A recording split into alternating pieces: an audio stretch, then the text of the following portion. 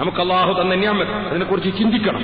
അള്ളാഹു അവന്റെ ഖുർആനിൽ നമ്മെ പഠിപ്പിക്കുന്നു. നമ്മൾ ഖുർആൻ പഠിക്കണം. ഖുർആൻ നമ്മളെ വിളിക്കുന്നത് എന്തിലേക്കാണെന്ന് നമ്മൾ ചിന്തിക്കണം. വമൻ അഹ്സനു ഖൗലൻ മിമ്മൻ ദആ ഇലല്ലാഹ്. അള്ളാഹുവിലേക്ക് ക്ഷണിക്കാനാണ് വഅലിന്റെ സദസ്. അള്ളാഹുവിലേക്ക് ക്ഷണിക്കാനാണ് വഅലിന്റെ സദസ്. അള്ളാഹുവിലേക്ക് ക്ഷണിക്കുന്നവരെക്കാൾ നല്ലവനാരാ എന്ന് ഖുർആൻ ചോദിച്ചത് നല്ല കാര്യത്തിലേക്ക് ക്ഷണിക്കുന്ന, ബാങ്ക് വിളിക്കുന്ന, ഇൽമ പറയുന്ന അത്തരം സദസ്സുകളിലേക്ക് വിളിക്കുന്നവരെ സംബന്ധിച്ചല്ലേ അല്ലാഹു തആല പറഞ്ഞു. അല്ലാഹ് നമ്മളെ പഠിപ്പിക്കുന്നു, അല്ലാഹുല്ലദീ ഖലഖകും മിൻ ളഅഫ്. അല്ലാഹ് ആരാ? ഇബാദത്തി വശാബുൻ നശഅ ഫീ ഇബാദത്തില്ലാഹി. അല്ലാഹുവിന്റെ ഇബാദത്തിൽ വളർന്നു വന്ന ചെറുപ്പക്കാരൻ എന്നല്ലേ പറഞ്ഞു. അല്ലാഹുവിന്റെ ഇബാദത്തിൽ വളരുക എന്ന് പറയുമ്പോൾ അല്ലാഹ് ആരാ? അല്ലാഹുല്ലദീ ഖലഖകും മിൻ ളഅഫ്. അല്ലാഹു സുബ്ഹാനഹു വ തആല നിങ്ങളെ ദൗർബല്യത്തിൽ സൃഷ്ടിച്ചവനാണ്. നിങ്ങൾ ആദ്യം എന്തായിരുന്നു എന്ന് ചിന്തിക്കണം.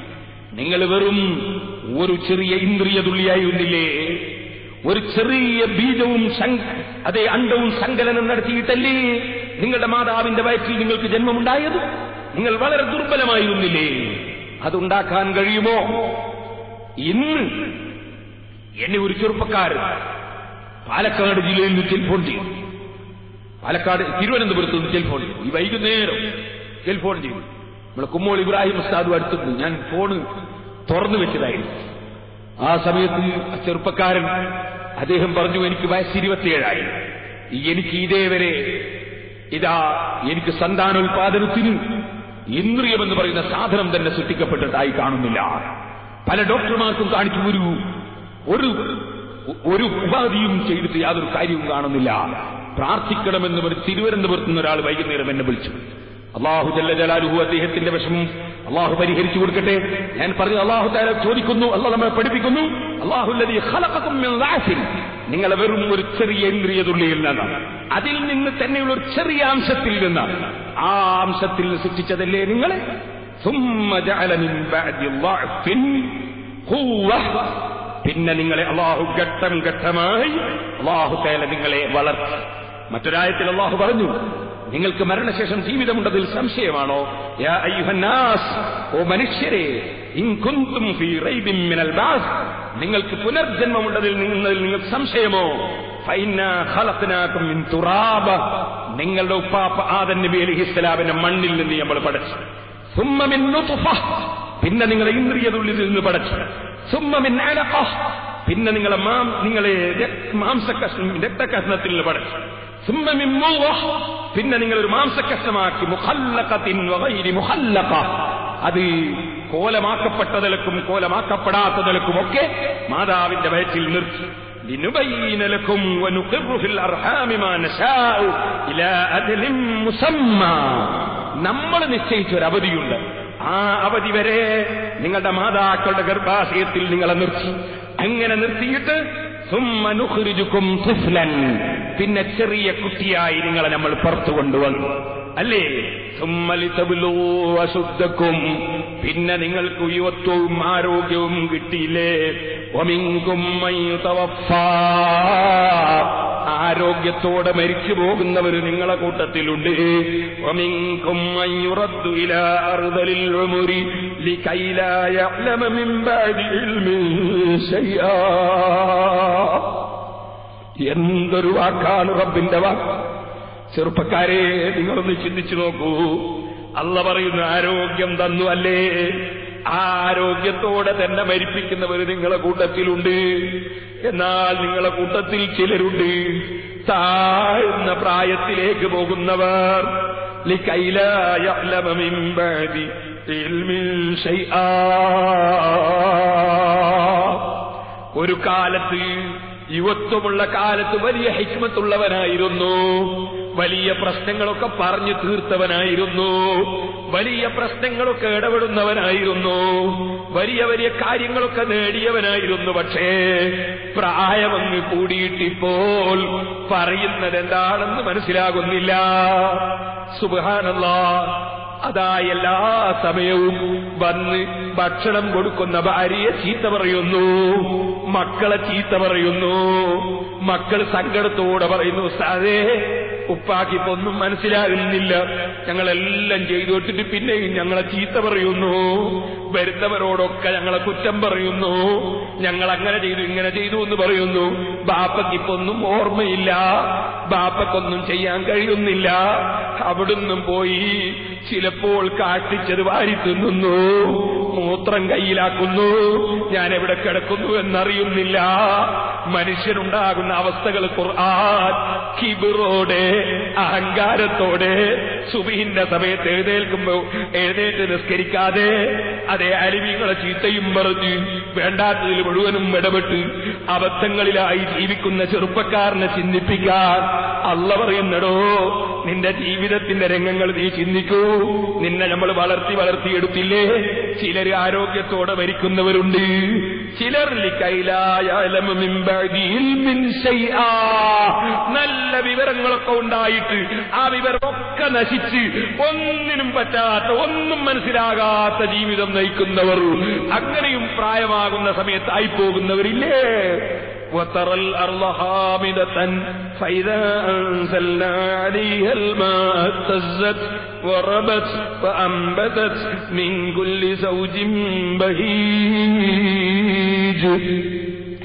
ഈ ഭൂമിയിലൊന്ന് ചിന്തിക്കൂ. ആ ഭൂമിയിൽ നേരത്തെ വെറും ഭൂമി, അവിടെ ഒരു നല്ല മഴ പെയ്തപ്പോ വിത്തുകളതാ മുളച്ചു വരുന്നു. ഭൂമി നല്ല ഫലപുഷ്ടിയുള്ളതായി, വെള്ളത്തോടെ ഫലപുഷ്ടിയുള്ള ഭൂമിയിലും മുളച്ചു വരുന്നു. അത് ഉയരുന്നു, വളരുന്നു, തേങ്ങ പറിക്കുന്നു, നെല്ല് കൊയ്യുന്നു, അതേ കായ പറിക്കുന്നു. പിന്നീട് അതേ മരം തന്നെ പിന്നീടതാ മറിഞ്ഞു വീഴാനാകുന്നു, തീറ്റയാകുന്നു, വൈക്കോലാകുന്നു, അതിങ്ങനെ നശിക്കുന്നു. അതുപോലെ നീ ഒന്നുകൂടി ചിന്തിക്കൂ. എല്ലാം ഉണങ്ങിപ്പോയൊരു ഭൂമി, ആ ഭൂമിയിൽ ഒരു മഴയങ്ങ് പെയ്തപ്പോ നേരത്തെ പുല്ല് കാണാനില്ലായിരുന്നു, ഒന്നും കാണാനില്ലായിരുന്നു. ഒരൊറ്റ മഴ പെയ്യുമ്പോ ഒക്കെയും അതാ വളർന്നു ഉയർന്നു വരുന്നു. നിന്റെ ജീവിതം ഇവിടെ നശിച്ചു, നീ അവസാനം മരിച്ചു. പിന്നെ നിന്നെ ഇങ്ങ് ജീവിപ്പിക്കൽ അള്ളാഹുവിനൊരു പ്രശ്നമാണോ? ഈ ഉണക്ക് പുല്ലുകളുടെ പൊടിപൊടിയായി പോയ പുല്ല് ഒരൊറ്റ മഴ പെയ്യുമ്പോൾ ചെഴുത്ത് വളർന്നു വരുന്നത് നീ കാണുന്നില്ലേ? അള്ളാഹുവിനെ നിന്നെ ജീവിപ്പിക്കൽ ഒരു പ്രശ്നമാണോ? നിന്നെ ഉണ്ടാക്കൽ ഒരു പ്രശ്നമാണോ? ആ മരണശേഷമുള്ള ജീവിതത്തെക്കുറിച്ച് ചിന്തിക്കാതെ നിന്റെ ആരോഗ്യകാലം നീ തകർത്ത് കളയല്ല. ഖുർആൻ അത് തന്നെ പറയുന്നു.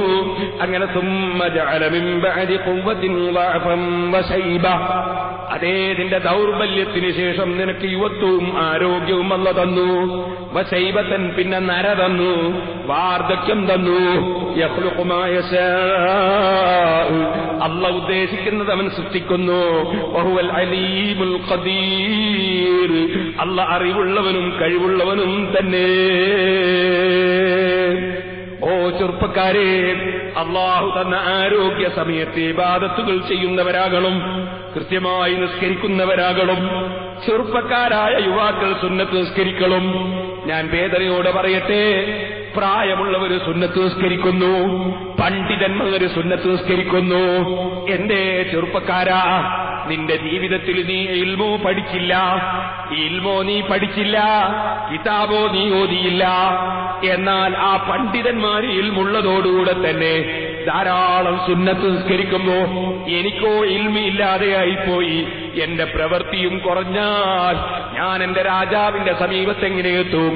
അതുകൊണ്ട് സുന്നത്ത് നിസ്കാരം പണ്ഡിതന്മാരെക്കാൾ കൂടുതൽ ഞാൻ നിസ്കരിക്കുമെന്ന വാശി വിവരമില്ലാത്തവർക്കല്ലേ ഉണ്ടാകേണ്ടത്? പണ്ഡിതന്മാര് ചെയ്യേണ്ടതില്ലെന്നല്ല ഞാൻ പറഞ്ഞത്, പണ്ഡിതന്മാരെന്തായാലും അത് ചെയ്യേണ്ടത് തന്നെ. ഓ ചെറുപ്പക്കാരെ, സുന്നത്ത് നിസ്കാരം മലക്കുകൾക്കുള്ളതാണോ? നമ്മൾ ചെയ്യേണ്ടതല്ലേ? എന്തുകൊണ്ട് ദുഹറിന്റെ മുമ്പ് ഒരു 2 റക്അത്തെങ്കിലും സുന്നത്ത് നിസ്കരിച്ചുകൂടാ? എന്തുകൊണ്ട് ദുഹറിന്റെ മുമ്പ് ഒരു 4 നിസ്കരിച്ചുകൂടാ? എന്തുകൊണ്ട് ദുഹറിന്റെ ശേഷം ഒരു 4 നിസ്കരിച്ചുകൂടാ? ഞാൻ ചോദിക്കട്ടെ, നമ്മുടെ പള്ളികളിലൊക്കെ ജുമഅ കഴിഞ്ഞാൽ ചെറുപ്പക്കാരന്റെ ഇറങ്ങി ഓടുന്നത് വല്ലാത്ത തിരക്ക് തന്നെ. നിന്റെ തിരക്ക് അതാ പ്രായം ചെന്നവരിൽ ആമീൻ പറയുന്നു, നമ്മളെ പണ്ഡിതന്മാരിൽ ആമീൻ പറയുന്നു. ഞാൻ ചോദിക്കട്ടെ, വലിയ ഇൽമിന്റെ ബഹറുകളായിരുന്ന കീഴന ഉസ്താദ് എപ്പോഴെങ്കിലും ഒരു ജുമഅ കഴിഞ്ഞിട്ട് ദുആ കഴിയാതെ ഇറങ്ങിപ്പോകാറുണ്ടോ? ശംസുൽ ഉലമ ഖുതുബി മുഹമ്മദ് മുസ്ലിയാർ പോകാറുണ്ടോ? ആലിമീങ്ങൾ പോകാറുണ്ടോ? അവർക്ക് അള്ളാഹുവിന്റെ മുമ്പിലേക്ക് സമ്പാദിക്കാനിരിക്കുന്നു.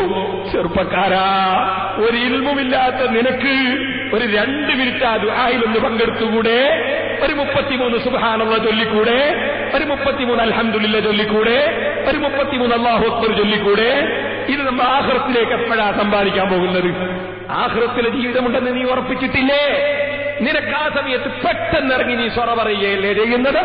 അങ്ങാടിയിൽ പോയി ഇരുന്ന് പിന്നെ കഥ പറയുകയല്ലേ ചെയ്യുന്നത്? നിനക്ക് ആ ഒരു 33 സുബ്ഹാനല്ലാഹ് കഴിഞ്ഞിട്ട് ഇറങ്ങിയാ പോരെ? ഒരു 33 അൽഹംദുലില്ലാഹ് കഴിഞ്ഞിട്ട് ഇറങ്ങിയാ പോരെ? ആകെ ഒരു 2 മിനിറ്റ് നീ സഹിച്ചിരുന്നാൽ 100 ദിക്റല്ലേ ചൊല്ലിപ്പോകുന്നത്? 100 ദിക്റിന് 1000 പ്രതിഫലമല്ലേ കിട്ടാൻ പോകുന്നത്? അപ്പൊ 100 ദിക്റിന് 1000 പ്രതിഫലം 2 മിനിറ്റ് കൊണ്ട് കിട്ടുമ്പോ അതിന് സമയമില്ല നിനക്ക്. നീ ഇറങ്ങിയിട്ട് എന്താണ് ഇവിടെ സമ്പാദിക്കാൻ പോകുന്നത്? ഒന്നും സമ്പാദിക്കുന്നില്ല. നീ അങ്ങാടിയിൽ നേരം പൊക്കാണ്, സമയം വെറുതെ സൊറ പറഞ്ഞ് നേരം പൊക്കാണ്. അള്ളാഹുവിനെ ഭയപ്പെടുന്നവരവിടെ ഇരുന്ന് ദിക്ർ ചൊല്ലുകയാണ്, അവരവിടുന്ന് സ്വലാത്ത് ചൊല്ലുകയാണ്, അവരവിടുന്ന് ഖുർആൻ ഓതുകയാണ്. അവിടുന്ന് പണ്ഡിതന്മാർ ഒരു 10 മിനിറ്റ് ജുമഅന്റെ ശേഷം പ്രസംഗിക്കുമ്പോ ആ പ്രസംഗം കേട്ട് ഇൽമു പഠിക്കുകയാണ് തഖ്വയുള്ളവര്. നിനക്കതിന് നേരമില്ല, നിനക്ക് ഭയങ്കര തിരക്കാണ്. നിന്റെ തിരക്ക് മരിക്കുന്നതോടെ തീർന്നില്ലേ ചെറുപ്പക്കാരാ? മരണത്തോടുകൂടെ തിരക്ക് തീർന്നില്ലേ? പിന്നെ തിരക്കുണ്ടോ ഇവിടെ? ഓ സഹോദരന്മാരെ, ആരിഫീങ്ങൾ പൊട്ടിക്കരഞ്ഞില്ലേ? ഞാൻ ദീർഘമായി പറയുന്നില്ല. ബഹുമാനപ്പെട്ട ഹുജ്ജത്തുൽ ഇസ്ലാം അബൂ ഹാമിദ് അൽ ഗസ്സാലി റഹ്മത്തുള്ളാഹി അലൈഹി തങ്ങൾ അവിടുന്ന് രേഖപ്പെടുത്തിയില്ലേ? ബഹുമാനപ്പെട്ട അതാഉസ് സുലമി റളിയല്ലാഹു തആല അൻഹു തങ്ങൾ, ആ അതാഉസ് സുലമി റളിയല്ലാഹു തആല അൻഹു തങ്ങൾ അതാ ജീവിതത്തിന് വേണ്ടി അധ്വാനിക്കുക എന്നത് നമ്മളോട് കൽപ്പിക്കപ്പെട്ടതാണ്. ജോലിയെടുത്താണ് മനുഷ്യൻ ജീവിക്കേണ്ടത്, യാചിച്ചുകൊണ്ടല്ല ജീവിക്കേണ്ടത്. അത് പണ്ഡിതന്മാർക്കും ജോലിയെടുക്കാം, സാധാരണക്കാർക്കും ജോലിയെടുക്കാം. ജോലിയെടുക്കുന്നത് നല്ലതാണ്. ബഹുമാനപ്പെട്ട അതാഉസ് സുലമി റളിയല്ലാഹു അൻഹു നല്ല ഒരു വസ്ത്രം നെയ്തുണ്ടാക്കി, അത് വളരെ ക്ലിയറാക്കി നെയ്തുണ്ടാക്കി. ശേഷം ആ വസ്ത്രവും എടുത്ത് അങ്ങാടിയിലേക്ക് പോയി. അങ്ങാടിയിൽ പോയത് എന്തിനാണ്? വസ്ത്രം വിൽക്കാനാണ്. വസ്ത്രം വിറ്റിട്ട് കാശുണ്ടാക്കി ജീവിക്കാനാണ്. അങ്ങനെ വസ്ത്രം വിൽക്കുന്ന സ്ഥലത്ത് അങ്ങാടിയിൽ കൊണ്ടുപോയി വസ്ത്രം ഇങ്ങനെ വെച്ചു. എന്നിട്ട് വില പറയാൻ വേണ്ടി ആളെ വിളിച്ചു. അപ്പോഴതാ നല്ല ഒരു പട്ട് കച്ചവടക്കാരൻ, അദ്ദേഹത്തിന് ഏത് വസ്ത്രത്തിന്റെയും ഗുണവും ദോഷവും പെട്ടെന്ന് നോക്കി പറയാൻ കഴിയും. അങ്ങനത്തെ ഒരു കച്ചവടക്കാരൻ അടുത്ത് വന്നു. അടുത്ത് വന്നിട്ട് ചോദിച്ചത് കുറച്ചു തരുവോ, വില കുറച്ചു തരുവോ? അതാഉസ് സുലമി റളിയല്ലാഹു അൻഹു എനിക്ക് ആ പറഞ്ഞ വില തന്നെ കിട്ടണമെന്ന് പറയുമ്പോ ആ കച്ചവടക്കാരൻ എന്നിട്ട് പറയുന്നു, ഇന്ന ഫീഹി ഉയൂബൻ കൈത വകൈത. നിങ്ങളിൽ കൊണ്ടുവന്ന വസ്ത്രത്തിന് അങ്ങനെ ഒരു ദോഷമുണ്ട്, ഇങ്ങനെ ഒരു ദോഷമുണ്ട്, ഇങ്ങനെ ഒരു ദോഷമുണ്ട്, അങ്ങനെ ഒരു ദോഷമുണ്ട്. ഓരോ ന്യൂനതകൾ ഇങ്ങനെ പറയാൻ തുടങ്ങി. അതാഉസ് റളിയല്ലാഹു അൻഹു തുണി ഇങ്ങോട്ട് വാങ്ങി. തുണി വാങ്ങിയിട്ട് ഇരുന്നൊരൊറ്റ കരച്ചിലാണ്. കരഞ്ഞിങ്ങനെ കണ്ണ് പൊക്കി വല്ലാത്ത കരച്ചില് കരയാണ്. അപ്പൊ ഈ വില പറയാൻ വന്ന ആൾക്ക് വല്ലാത്ത വിഷമം തോന്നി. ഇങ്ങനെ പൊട്ടിക്കരയുന്നത് കണ്ടപ്പോ വില പറയാൻ വന്ന ആൾക്ക് വിഷമം തോന്നി. അയാൾ പറഞ്ഞു, നിങ്ങൾ പറഞ്ഞ അതേ പൈസ തന്നെ തരാം, നിങ്ങൾ കരയണ്ട. വല്ലാതെ അധ്വാനിച്ചുണ്ടാക്കിയ ഒരു തുണിയാണിത്, നന്നായിട്ട് അധ്വാനിച്ച് നെയ്തുണ്ടാക്കിയ തുണി. ആ തുണിക്ക് ഈ കച്ചവടക്കാരൻ വന്ന് അതിന് കുറെ ന്യൂനതകൾ ഇങ്ങനെ ചൂണ്ടിക്കാണിച്ചപ്പോ ബഹുമാനപ്പെട്ട അതാഉസ് റളിയല്ലാഹു അൻഹു കരയാണ്. അക്കരയുന്നത് കണ്ടപ്പോ ഇയാൾക്ക് കേറും തോന്നി. തോന്നിയിട്ട് പറഞ്ഞു, നിങ്ങൾ പറഞ്ഞ വില തന്നെ തരാം, നിങ്ങൾ കരയണ്ട. അപ്പോൾ ബഹുമാനപ്പെട്ട അതാഉസ് റളിയല്ലാഹു തആല അൻഹു തങ്ങൾ പറഞ്ഞു, ലൈസ ദാലിക കമാ തദുന്നു. നിങ്ങൾ എന്റെ തുണിക്ക് കുറ്റം പറഞ്ഞത് കൊണ്ടല്ല ഞാൻ കരയുന്നത്, നിങ്ങൾ എന്റെ തുണിക്ക് വില കുറക്കുന്ന വകയിലല്ല ഞാൻ കരയുന്നത്. ഇന്നമാ അന ആമിലുൻ ഫീ ഹാദിഹി സ്നാഅതി. ഞാൻ ഈ തുണി നെയ്യാൻ വേണ്ടി വല്ലാതെ അധ്വാനിച്ചു. വഖദ് ഇജ്തഹദ്തു ഫീ ഇഹ്കാമി ഹാദാ സൗബി വഇസ്ലാഹി വതഹ്സീനിഹി. ഈ തുണി നല്ല നിലയ്ക്ക് നെയ്തുണ്ടാക്കാൻ ഞാൻ അങ്ങേയറ്റം പരിശ്രമിച്ചു. ഹത്താ ലാ യൂജദ ബിഹി ഐബുൻ. ഒരു കുറ്റവും കുറവില്ലാത്ത നിലക്ക് മാർക്കറ്റിൽ ഇറക്കണമെന്ന് വിചാരിച്ച് ഞാൻ അങ്ങേത്തല അധ്വാനിച്ചിട്ടാണ് ഈ തുണി ഞാൻ നെയ്തുണ്ടാക്കിയത്. പക്ഷേ ഫലം അലൽ ബസീരി ബിഉയൂബിഹി അദ്ഹറ ഫീഹി ഉയൂബൻ കുന്തു അൻഹാ ഗാഫില. ഞാനിത് വളരെ അധ്വാനിച്ചുണ്ടാക്കിയതാണെങ്കിലും ഈ തുണിയെ സംബന്ധിച്ച് നല്ല വിവരമുള്ള ഒരാളെ മുന്നിൽ എന്റെ തുണി എത്തി നോക്കുമ്പോ എത്ര കുറ്റമാണ് അയാൾ കണ്ടുപിടിച്ചത്. ഞാൻ എത്ര അധ്വാനിച്ചാ ഇതുണ്ടാക്കിയത്. പക്ഷേ ഒരറിയുന്നവന്റെ മുമ്പിൽ വന്നു നോക്കുമ്പോ ഈ തുണിക്കൊരായിരം കുറ്റം കണ്ടുപിടിച്ചില്ലേ. അപ്പോൾ എന്റെ ചിന്ത മാറിപ്പോയി. എന്റെ ചിന്ത പോയത്, ഞാനിവിടെ തുണി നെയ്യാനല്ലല്ലോ പടക്കപ്പെട്ടത്, അത് വിൽക്കാനല്ലല്ലോ പടക്കപ്പെട്ടത്. തുണി നെയ്യുന്നതും തുണി വിൽക്കുന്നതുമൊക്കെ ജീവിക്കാനല്ലേ. ജീവിക്കുന്നത് അല്ലാഹ് ഇബാദത്ത് എടുക്കാനല്ലേ. അല്ലാഹ് എന്നെ പഠിച്ചത് ഇബാദത്തിന് വേണ്ടിയല്ലേ. ആ ഇബാദത്ത് ഞാൻ എന്റെ അറിവനുസരിച്ചൊക്കെ ഇബാദത്ത് എടുക്കുന്നുണ്ട്. പക്ഷേ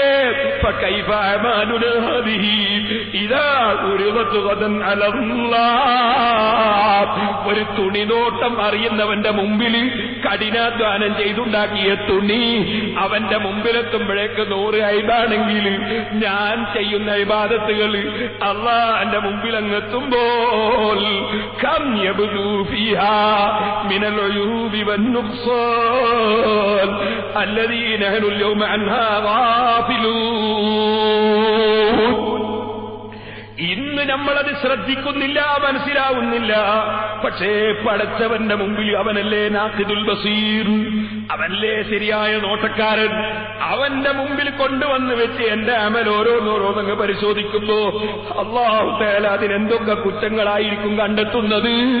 അത് ഓർത്തപ്പോൾ ഞാൻ പൊട്ടിക്കരഞ്ഞുപോയി. ഓ ചെറുപ്പക്കാരെ, സുന്നത്ത് നിസ്കരിക്കണമെന്ന് പറഞ്ഞില്ലേ? അഷ്റഫുൽ ഖൽഖ് സല്ലല്ലാഹു അലൈഹി വസല്ലം തങ്ങൾ പറഞ്ഞു, ഫർള് നിസ്കാരത്തിന് വല്ല കേടും ഉണ്ടോ?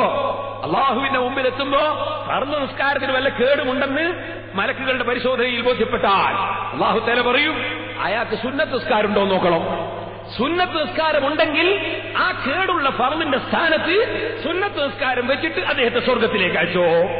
സുന്നത്തില്ലെങ്കിലോ ഫർള് നിസ്കാരം ശരിയായില്ല, അവനെ നരകത്തിലേക്ക് വിട്ടോ. സദഖ ചെയ്യുന്നവർ സകാത്ത് കൊടുക്കൽ കൃത്യമായി കൊടുക്കേണ്ടതാ. സകാത്ത് കൊടുത്തതിന് വല്ല ന്യൂനതയും എവിടെയെങ്കിലും സംഭവിച്ചോ? അവൻ ധാരാളം ധർമ്മം ചെയ്തിട്ടുണ്ടോ എന്ന് നോക്ക്. നിർബന്ധമില്ലാത്ത കൊടുത്തിട്ടുണ്ടോ എന്ന് നോക്ക്. നിർബന്ധമില്ലാത്ത ധാരാളം കൊടുത്തിട്ടുണ്ടോ? അതാ സകാത്തിന്റെ സ്ഥാനത്ത് വെച്ചിട്ട് അദ്ദേഹത്തെ രക്ഷപ്പെടുത്തിക്കോ. ഇങ്ങനെ സുന്നത്ത് കൊണ്ട് ഫർളിനെ പരിഹരിക്കപ്പെടുമെന്ന് മുഹമ്മദുർ റസൂലുള്ളാഹി. നേരെ മറിച്ച് സുന്നത്തില്ലെങ്കിലോ പരിഹരിക്കൽ എവിടുന്നാണ്? അപ്പൊ ചെറുപ്പക്കാര് സുന്നത്ത് നിസ്കരിക്കണം. വാളിന്റെ സദസ്സിൽ വന്ന് തിരിച്ചു പോകുമ്പോ ഞാൻ ഒരൊറ്റ ഫർളും ഖളാക്കുകയില്ലെന്ന് ഉറപ്പിക്കണം. ഞാൻ സുന്നത്തുകൾ ജീവിതത്തിലെടുക്കുമെന്ന് ഉറപ്പിക്കണം. നമ്മൾ ഖുർആൻ ഒരു ദിവസം ഓതുമെന്ന് ഉറപ്പിക്കണം. സലാത്ത് ചൊല്ലുമെന്ന് ഉറപ്പിക്കണം. ദിക്ർ ഹൽഖയുടെ സദസ്സിൽ ഞാൻ പോയിരിക്കുമെന്ന് ഉറപ്പിക്കണം. ദിക്റും സലാത്തും ചെല്ലുമ്പോൾ പങ്കെടുക്കണം. മൗലിദ് ഓതുമ്പോൾ റസൂലുള്ളാഹിന്റെ മദ്ഹ് പാടുകയാണ്, അവിടെ ഞാൻ ഇരിക്കുമെന്ന് ഉറപ്പിക്കണം. മൗലിദ് അപ്പുറത്ത് ഓതുന്നു രണ്ടാള്, ബാക്കിയുള്ളവരൊക്കെ ഇപ്പുറത്ത് കഥ പറയുന്നു. എന്തേ? നമുക്ക് റസൂലുള്ളാഹിന്റെ മദ്ഹ് വേണ്ടേ? നമുക്ക് അല്ലാഹുവിന്റെ റസൂലിന്റെ പൊരുത്തം വേണ്ടേ? നമ്മുടെ നാടുകളിലൊക്കെ മൗലിദ് ഓതുന്നു, 4-5 മുസ്ലിയാമാര് മൗലിദ് ഓതുന്നു, അതൊരു കർമ്മം. ബാക്കിയുള്ളവരൊക്കെ പന്തലിൽ നിന്ന് കഥ പറയുന്നു. അല്ലാഹുവിന്റെ റസൂലിന്റെ മദ്ഹ് ഒന്ന് കേട്ടുകൂടെ നമുക്ക്? അറിയില്ലെങ്കിൽ സദസ്സിൽ നിന്ന് ബർക്കത്തെടുത്തുകൂടെ നമുക്ക്? റാത്തീബ് ചൊല്ലും, ദിക്ർ ചൊല്ലുന്നു.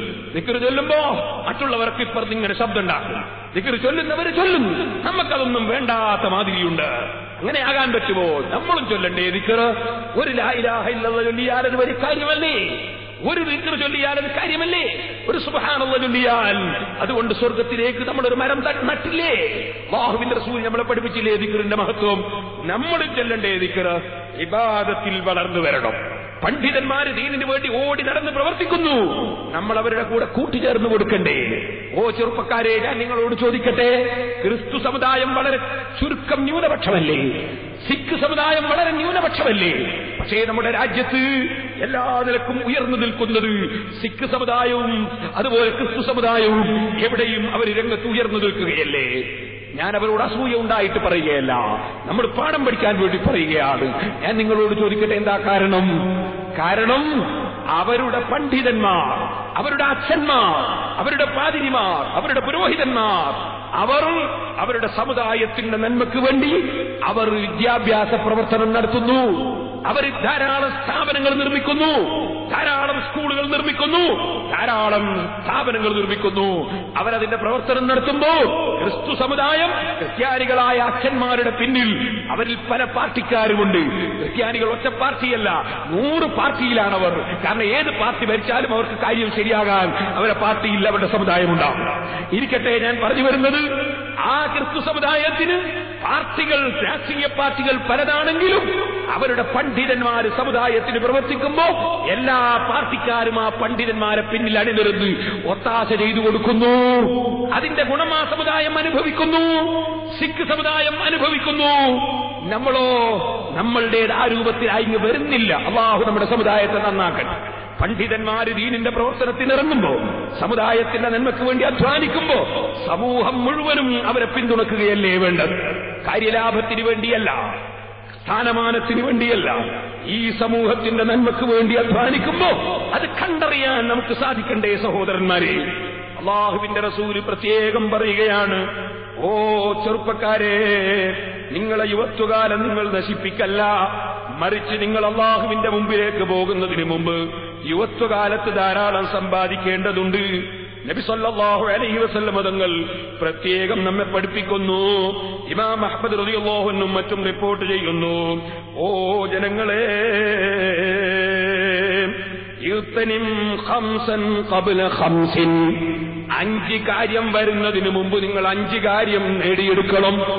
5 കാര്യം വരുന്നതിന് മുമ്പ് നിങ്ങൾ 5 കാര്യം നേടിയെടുക്കണം.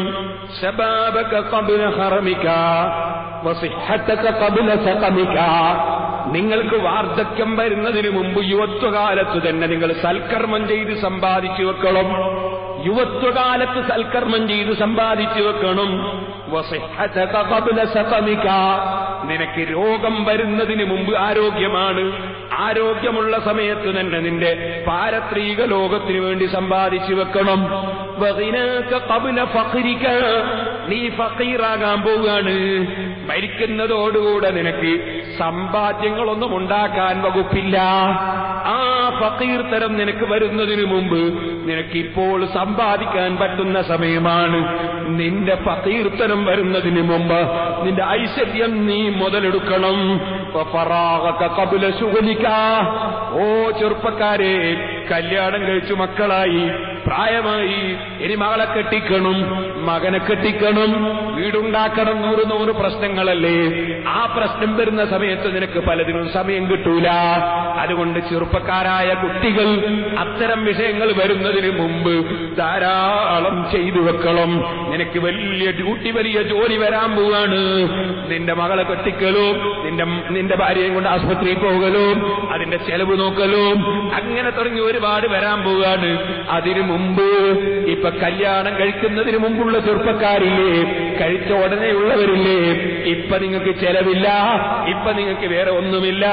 ഇപ്പോൾ നിങ്ങളെ ജോലിക്ക് മുമ്പാണ്. പ്രശ്നം വരുന്നതിന് മുമ്പുള്ള സമയത്ത് നീ നന്നായി ഇബാദത്ത് ചെയ്യണം. വഹയാതക ഖബ്ല മൗതിക, നിന്റെ മരണം സംഭവിക്കുന്നതിന് മുമ്പ് ജീവിതകാലത്ത് മരണത്തിന് വേണ്ടി നീ സമ്പാദിക്കണം മോനെ. അഷ്റഫുൽ ഖൽഖ് മുഹമ്മദുർ റസൂലുള്ളാഹി സ്വല്ലല്ലാഹു അലൈഹി വസല്ലം തങ്ങൾ പഠിപ്പിക്കുന്നു. ഇമാം തിർമിദി റളിയല്ലാഹു തആല നിങ്ങൾ റിപ്പോർട്ട് ചെയ്യുന്ന ഹദീസ്. സഹോദരന്മാരെ, ആഖിറത്തെക്കുറിച്ചുള്ള ചിന്ത നമ്മുടെ ചെറുപ്പക്കാരിൽ വേണം. ചെറുപ്പത്തിലെ ആ രൂപത്തിൽ മക്കളായി വരാൻ എന്റെ ഉമ്മമാരെ, മക്കളെ വളർത്തുമ്പോൾ നിങ്ങൾ ഒരുപാട് കാര്യങ്ങൾ ശ്രദ്ധിക്കേണ്ടതുണ്ട്. എല്ലാം കൂടി ഇന്നത്തെ ഒരു ദിവസം പറയാൻ കഴിയില്ല. ഞാൻ ചില സൂചനകൾ ബഹുമാനപ്പെട്ട ഹുജ്ജത്തുൽ ഇസ്ലാം അബൂ ഹാമിദ് അൽ ഗസാലി റഹ്മത്തുള്ളാഹി അലൈഹി അവിടുത്തെ ലോക പ്രശ്നമായ ഇഹ്യാ ഉലൂമുദ്ദീൻ ചൂണ്ടിക്കാണിച്ച ചില സൂചനകൾ നിങ്ങളെ ശ്രദ്ധയിൽപ്പെടുത്തട്ടെ. നമ്മുടെ ഉമ്മമാര് ശ്രദ്ധിക്കണം, നമ്മുടെ രക്ഷിതാക്കൾ ശ്രദ്ധിക്കണം. ഇമാം ഗസാലി റഹിമഹുല്ലാഹ് പറയുന്നു, ചെറിയ കുട്ടി നല്ല മനസ്സ്, ചെറിയ കുട്ടി നല്ല മനസ്സ്, ആരോടും വിദ്വേഷമില്ല, ആരോടും വൈരാഗ്യമില്ല, ആരോടും എതിർപ്പില്ല. ചെറിയ മനസ്സ്, നല്ല മനസ്സ്. ആ നല്ല മനസ്സ് നല്ല തെളിഞ്ഞ കണ്ണാടി പോലെയുള്ള മനസ്സാണ് ചെറിയ മക്കളുടെ മനസ്സ്. ആ ചെറിയ മക്കളുടെ മനസ്സിൽ നല്ലത് നാം വിതക്കണം, നല്ലത് നാം വിതക്കണം, നല്ല ചിന്തകൾ വളർത്തിയെടുക്കണം. അതിനുവേണ്ടി ബഹുമാനപ്പെട്ട ഇമാം ഗസാലി റഹ്മത്തുള്ളാഹി അലൈഹി തങ്ങൾ പറയുന്നു, യാ അയ്യുഹല്ലദീന ആമനൂ ഖൂ അൻഫുസകും വഅഹ്ലീകും നാറാ. നിങ്ങളുടെ ഫാമിലി, നിങ്ങളുടെ കുടുംബം, നിങ്ങളുടെ ശരീരം രണ്ടും നരകത്തിൽ നിന്ന് കാക്കണമെന്ന് അല്ലാഹു പറഞ്ഞില്ലേ? അപ്പൊ നിങ്ങളെ കുട്ടികളെ ശരീരം നിങ്ങൾ അല്ലാഹുവിൻ നരകത്തിൽ നിന്ന് കാക്കണം, നിങ്ങളെ ഭാര്യമാരെ ശരീരം കാക്കണം, നിങ്ങളെ കുടുംബത്തിന്റെ ശരീരം കാക്കണം. അപ്പോൾ നീ ഇമാം ഗസ്സാലി റഹിമഹുല്ലാഹ് പറയുന്ന ഉപദേശം സ്വീകരിക്കുന്നത് മകനോടുള്ള വെറുപ്പല്ല, മകനും മക്കളോടുള്ള എതിർപ്പല്ല, മക്കളെ തീയിൽ നിന്ന് രക്ഷപ്പെടുത്തുകയാണ്, മക്കളെ തീയിൽ നിന്ന് രക്ഷപ്പെടുത്തുകയാണ്. നമ്മളെ മുൻഗാമികൾ നമ്മളെ മക്കളെ എത്ര ആലിമീങ്ങളാക്കി വളർത്തി. നാദാപുരത്തൊക്കെ മുമ്പ് എത്ര വലിയ ആലിമീങ്ങളുണ്ടായി. എന്താ കാരണം? കാരണം നാദാപുരത്ത് നമ്മുടെ മുൻഗാമികൾ അവരെ മക്കളെ ഇൽമു പഠിക്കാൻ വേണ്ടി വലിയ വലിയ ദർസിലേക്ക് പറഞ്ഞയച്ചു. ഇപ്പോൾ നാദാപുരത്ത് മുസ്ലിമീങ്ങളുണ്ട്, പേരോട് മുസ്ലിമീങ്ങളുണ്ട്, അതേ എല്ലാ സ്ഥലത്തും മുസ്ലിമീങ്ങളുണ്ട്. പക്ഷേ അല്ലാഹു തആല പണം തന്നു നോക്കുമ്പോ സ്വന്തം മക്കളെ ഇൽമു പഠിപ്പിക്കണമെന്ന ചിന്ത നമ്മളെ കൽബിന്ന് പോയി. അതേ ആലിമീങ്ങളാക്കി മക്കളെ വളർത്താൻ ആലിമീങ്ങൾ തന്നെ തയ്യാറല്ല. മുസ്ലിമീങ്ങളെ കൂട്ടത്തിലുള്ള പണ്ഡിതന്മാർക്ക് തന്നെ അവരെ മകൻ ഒരു ഡോക്ടറാകണം, ഒരു എഞ്ചിനീയർ ആകണം, അല്ലെങ്കിൽ മറ്റെന്തെങ്കിലും ആകണമെന്നല്ലാതെ ഒരു ആലിമാകണം എന്ന ചിന്ത നമ്മളെ രക്ഷിതാക്കളെ ആലിമീങ്ങളെ മനസ്സിൽ തന്നെ വരുന്നില്ല. കാരണം കാലം ദുഷിച്ചുപോയി. ആഖിറത്തിന് വില കൽപ്പിക്കുന്നതിന് പകരം ദുനിയാവിന് വില വന്നുപോയി. അല്ലാഹു നമ്മുടെ സമുദായത്തെ നന്നാക്കട്ടെ. ബഹുമാനപ്പെട്ട ഇമാം ഗസ്സാലി റഹിമഹുല്ലാഹ് പറയുന്നു, വമഹ്മാ കാനൽ ലബു യസൂനുഹു അൻ നാരി ദുനിയ ഫബിഅൻ യസൂനുഹു അൻ നാരിൽ ആഖിറതി ഔലാ. ഈ ഭൂമിയിലുള്ള തീക്കുണ്ടാരത്തിൽ പോയി നിന്റെ മകൻ ചാടിപ്പോകുന്നത് കാക്കണമെന്ന് നിനക്ക് ചിന്തയില്ലേ ബാപ്പാ? നിനക്ക് ചിന്തയില്ലേ ഉമ്മ? എന്നാ നരകത്തിലെ തീയിൽ നിന്റെ മകൻ പോയി ചാടരുതെന്ന ചിന്ത നിന്റെ മനസ്സിൽ വേണ്ടേ ഉമ്മ? നിന്റെ മനസ്സിൽ വേണ്ടേ ബാപ്പാ? ഇത് പറഞ്ഞുകൊണ്ട് ഇമാം ഗസ്സാലി റഹ്മത്തുള്ളാഹി അലൈഹി നിങ്ങൾ പറയുന്നു, ആദ്യം തന്നെ പറയുന്ന കാര്യം, കുട്ടിയെ നിങ്ങൾ നന്നായി വളർത്തണം. അതിലൊന്നാമത്തെ കാര്യം എന്താണ്? വയഹ്ഫദൂ മിനൽ ഖുറാനാഇ സൂഅ്. മോശമായ കൂട്ടുകെട്ടിന് കുട്ടികളെ വിട്ടേക്കരുത്. കുട്ടികളെ മോശമായ കൂട്ടുകെട്ടിന് വിട്ടേക്കരുത്. ഇന്നലെ എനിക്ക് നമ്മളെ താഹാതങ്ങൾ തിൽപ്പൊണ്ടി ഒരു വനിതാ കോളേജിനെ സംബന്ധിച്ചാണ് ഫോണ്. അവിടെയുള്ള പെൺകുട്ടികളെ ടൂറിന് കൊണ്ടുപോവുകയാണ് മൈസൂരിലേക്ക്. ആരാണ് മൈസൂരിലേക്ക് ടൂറിന് കൊണ്ടുപോകുന്നത്? അന്യപുരുഷന്മാരായ ടീച്ചർമാരാണ്. ഈ അന്യപുരുഷന്മാരായ ടീച്ചർമാരുടെ കൂടെ അതാ SSLC ഒക്കെ കഴിഞ്ഞ ചെറുപ്പക്കാരികളായ കുട്ടികളെ ടൂറിന് അയച്ചു കൊടുക്കുകയാണ്. ബാപ്പ കൂടെയുണ്ടോ? ഉമ്മ കൂടെയുണ്ടോ? അത് ചിന്തിക്കാൻ നമ്മുടെ സമുദായം വളരുന്നുണ്ടോ? പറഞ്ഞാലങ്ങ് അയച്ചു കൊടുക്കുകയല്ലേ ബാപ്പയും ഉമ്മയും? ഞാൻ നിങ്ങളോട് ചോദിക്കട്ടെ, എവിടെ പോയി നമ്മുടെ മതബോധം? നമുക്ക് പരിഷ്കാരമാണ്, നമുക്ക് ഫാഷനാണ്. മരിക്കണമെന്ന ചിന്തയില്ല, എന്റെ കുട്ടി എന്താകണമെന്ന ചിന്തയില്ല. ഞാൻ പിന്നീട് ഇൻഷാ അല്ലാഹ് അതിലേക്ക് പിന്നീട് കടക്കുന്നുണ്ട്. ഇപ്പോൾ ഞാനതിലേക്ക് കടന്ന് സംസാരിക്കുന്നില്ല. നല്ല കൂട്ടുകെട്ട്, തഖ്വയുള്ളവരുടെ കൂട്ടുകെട്ട് വേണം. അതിന് നിങ്ങൾ നല്ല കൂട്ടുകെട്ടുള്ളവരുടെ കൂടെ പറഞ്ഞയച്ചു കൊടുക്കണം. ഒരു കുട്ടി SBS-ൽ പ്രവർത്തിക്കുകയാണ്, SSF-ൽ പ്രവർത്തിക്കുകയാണ് എന്ന് പറഞ്ഞാൽ തഖ്വയുള്ള ആലിമീങ്ങളുടെ കൂടെ കൂട്ടുകെട്ടാനല്ലേ പറഞ്ഞേക്കുന്നത്? അത് നല്ലതല്ലേ? നന്മയ്ക്ക് വേണ്ടിയുള്ള പ്രവേശനമല്ലേ? അത് മുടക്കാൻ നടക്കുന്ന എത്ര ആളുകളുണ്ട്? അല്ലാഹു നന്നാക്കട്ടെ. നന്മയുള്ള വിഷയങ്ങളിലേക്ക് കുട്ടികളെ കൂട്ടുകെട്ടിന് വേണ്ടി ശ്രദ്ധിക്കണം. എന്നാൽ സംഘടനാ പ്രവർത്തനമാണെന്ന് പറഞ്ഞ് തെറ്റിലേക്ക് പോകുന്നുണ്ടെങ്കിൽ സംഘടനയുടെ പേര് എന്തായിരുന്നാലും തെറ്റിന്റെ കൂട്ടുകെട്ടിന് അനുവദിച്ചുകൂടാ. കൂട്ടുകെട്ട് നന്നാകണം, തഖ്വയുള്ളവരാകണം. തഖ്വയുള്ള കൂട്ടുകെട്ടുമായി നമ്മുടെ ചെറിയ കുട്ടികളെ തന്നെ വളർത്താൻ നോക്കണം. അതോടുകൂടെ തന്നെ ബഹുമാനപ്പെട്ട ഇമാം ഗസ്സാലി റഹിമഹുല്ലാഹ് പറയുന്നു, വലാ യുഅബിദഹു തനഉം. കുട്ടികളെ ചെറുപ്പത്തിലെ സുഖിപ്പിച്ച് പഠിപ്പിക്കരുത്. കുട്ടികളെ ചെറുപ്പത്തിലെ സുഖിപ്പിച്ച് പഠിപ്പിച്ചാൽ അവനെന്നും സുഖത്തിന്റെയും ആഡംബരത്തിന്റെയും വക്താവായി മാറിപ്പോകും. വലാ യുഹദ്ദു ഇലൈഹി സീനത വറഫാഹിയ, കുട്ടികൾക്ക് മുന്തിയ കുപ്പായം, മുന്തിയ വാച്ച്, മുന്തിയ തുണി, മുന്തിയത്, അങ്ങനെയുള്ള ചിന്ത വളർത്തരുത്. അങ്ങനെ വളർന്നാൽ അവൻ മുന്തിയത് മാത്രം കിട്ടിയാലേ അടങ്ങുള്ളൂ എന്ന നിലക്ക് വരും. അങ്ങനെ വരുമ്പോ അവന് തൽക്കാലം അത്തരത്തിലുള്ളത് കിട്ടിയില്ലെങ്കിൽ അവൻ മറ്റൊരാളത് കട്ടെടുക്കാൻ ശ്രമിക്കും, ചിലപ്പം കള്ളനാകും, ചിലപ്പോൾ മറ്റൊരാളത് അനധികൃതമായി കൈയടക്കാൻ നോക്കും. അവൻ അവസാനം ദുനിയാവും ആഖിറവും നഷ്ടപ്പെട്ടു പോകും. ബഹുമാനപ്പെട്ട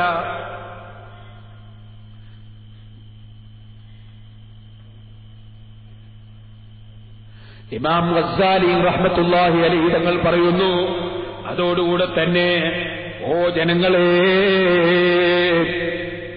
സ്ത്രീകളോട് പ്രത്യേകം പറയാണ്, ഹലാലായ സ്വത്ത് കഴിക്കുന്ന ഉമ്മമാരുടെ മുലപ്പാലല്ലാതെ കൊടുക്കരുത്. ഹലാലായ സ്വത്ത് കഴിക്കുന്നവരുടെ മുലപ്പാൽ കൊടുത്ത് വളർത്തണം മക്കളെ. കാരണം ജീവിതത്തിന്റെ തുടക്കത്തിൽ തന്നെ ഹറാമ് കഴിച്ച് ജീവിക്കുന്ന കുട്ടികളാണെങ്കിൽ അവരുടെ ജീവിതം നന്നായി കിട്ടൽ പ്രയാസം തന്നെ. ഇത് പറയുമ്പോ നന്നായി ചിന്തിക്കണം. ഇമാം ഗസ്സാലി തങ്ങൾ പറയും, ഫൈനൽ ലബനൽ ഹാസില മിനൽ ഹറാമി ലാ ബർക്കത ഫീഹി. ആദ്യം തന്നെ ഉമ്മയുടെ മുല കുടിക്കുമ്പോ മുലയിലെ പാല് തന്നെ ഹലാലാകണം എന്ന് പറഞ്ഞ രക്ഷിതാക്കളെ, നമ്മളെ ഭാര്യമാർക്ക് കൊണ്ടുകൊടുക്കുന്ന ഏത് സാധനവും ഹലാലാകണം. അവരുടെ മുലയിലുണ്ടാകുന്ന പാല് ഹറാമിലൂടെ ഉള്ളതാണെങ്കിൽ ആ പാല് കുടിച്ച് വളരുന്ന കുട്ടിയിൽ ബറക്കത്തില്ല. കുറെ കാലം കഴിഞ്ഞിട്ട് എന്റെ മകൻ ഞാൻ പറയും പോലെ കേൾക്കുന്നില്ല, എന്റെ മകൻ അതാ ഉമ്മാനി ഉപ്പാനി അനുസരിക്കുന്നില്ല ഉസ്താദേ, കുട്ടി നന്നാവും ദ്വാരക്കണം. വെറും ദ്വാരനാ പോരാ, നമ്മൾ ആദ്യം ഒന്ന് ശ്രദ്ധിക്കണം. നമ്മൾ ആദ്യം ശ്രദ്ധിക്കണം മക്കളെ വളർത്തുമ്പോ, തുടക്കം മുതലേ ശ്രദ്ധിക്കണം. പിന്നെയും ബഹുമാനപ്പെട്ടവർ പറയാണ്, ഓ മനുഷ്യ, കുട്ടികൾക്ക് കുട്ടിക്കാലത്ത് ലജ്ജയുണ്ടാകും. ആ ലജ്ജയെ നീ നിരുത്സാഹപ്പെടുത്തണ്ട. ഇപ്പൊ നിങ്ങൾ കണ്ടില്ലേ, പെണ്ണുങ്ങൾ, അന്യ പെണ്ണുങ്ങൾ ഫോണെടുത്തിട്ട് അസ്സലാമു അലൈക്കും എന്ന് പറയുന്നത്, അന്യ ആണുങ്ങളോട് അസ്സലാം പറയും. കയറി വന്നിട്ട് അന്യ ആണുങ്ങളോട് അസ്സലാമു അലൈക്കും. എവിടുന്ന് പഠിച്ചതാണിത്? അന്യ സ്ത്രീകൾ അന്യ പുരുഷന്മാർക്ക് സലാം പറയാമോ? അതിപ്പോ ചെറിയ കുട്ടികളടക്കം പഠിച്ചു വരണേ. അന്യപുരുഷന്മാർക്ക് സലാം ചൊല്ലിയിട്ട് പറ്റില്ല. കുട്ടികളെ ചെറുപ്പത്തിലേ തടയണം. പെൺകുട്ടികൾ അന്യപുരുഷന്മാർക്ക് സലാം ചൊല്ലി പഠിപ്പിക്കരുത്. ഞാൻ നിങ്ങളോട് പറയട്ടെ, ലജ്ജയോടുകൂടെ ജീവിക്കുന്ന കുട്ടികളെ ലജ്ജയിൽ നിന്നകറ്റി നീ എന്തെങ്കിലും പുറത്തൊന്നും വരാണ്ട് ഇങ്ങനെ നാണക്കേട് കൊണ്ടിരിക്കുന്നത് ചോദിക്കും ഈ രക്ഷിതാവ് തന്നെ. എന്നിട്ട് എല്ലാ രംഗത്തും കുട്ടികളെ ഇറക്കി കുട്ടികൾ എന്നത് ചെയ്യാമെന്നില്ലാത്ത രൂപത്തിലേക്ക് വളർത്തി പാടില്ല. ഇമാം ഗസ്സാലി റഹിമഹുല്ലാഹ് പറയുന്നു, അൽ ഹയാഉ മിനൽ ഈമാൻ, ലജ്ജ ഈമാനിൽപ്പെട്ടതാണെന്ന് നബി സല്ലല്ലാഹു അലൈഹി വസല്ലം പറഞ്ഞു. ഈമാനുള്ളവർക്ക് ലജ്ജയുണ്ടാവും. അപ്പൊ നീ ലജ്ജയെ നിരുത്സാഹപ്പെടുത്തി പെൺകുട്ടികളെയും ആൺകുട്ടികളുമൊക്കെ ഏത് രംഗത്തും ഇറങ്ങി വരാമെന്ന ചിന്തയിലേക്ക് കൊണ്ടുവരരുത്. സുബ്ഹാനല്ലാഹ്. ഇമാം ഗസ്സാലി റഹിമഹുല്ലാഹ് വീണ്ടും പറയുന്നു, ഓ മനുഷ്യ, നീ കുട്ടികളെ വളർത്തിയെടുക്കുമ്പോ വളരെ നല്ല ഭക്ഷണങ്ങൾ കഴിച്ച് വളരെ നന്നായി തിന്നുന്ന ചില കുട്ടികളുണ്ടാകും. നന്നായിട്ട് തിന്നാൻ പ്രോത്സാഹിപ്പിക്കരുത്. അങ്ങനെയുണ്ടല്ലോ, നന്നായിട്ട് അടിച്ചു മാറുക എന്ന് പറയുന്ന അങ്ങനെയല്ല കുട്ടികളെ ശീലിപ്പിക്കേണ്ടത്. കുട്ടികളെ ഒത്ത നിലക്ക് ഭക്ഷണം കഴിപ്പിച്ച് ശീലിപ്പിക്കണം.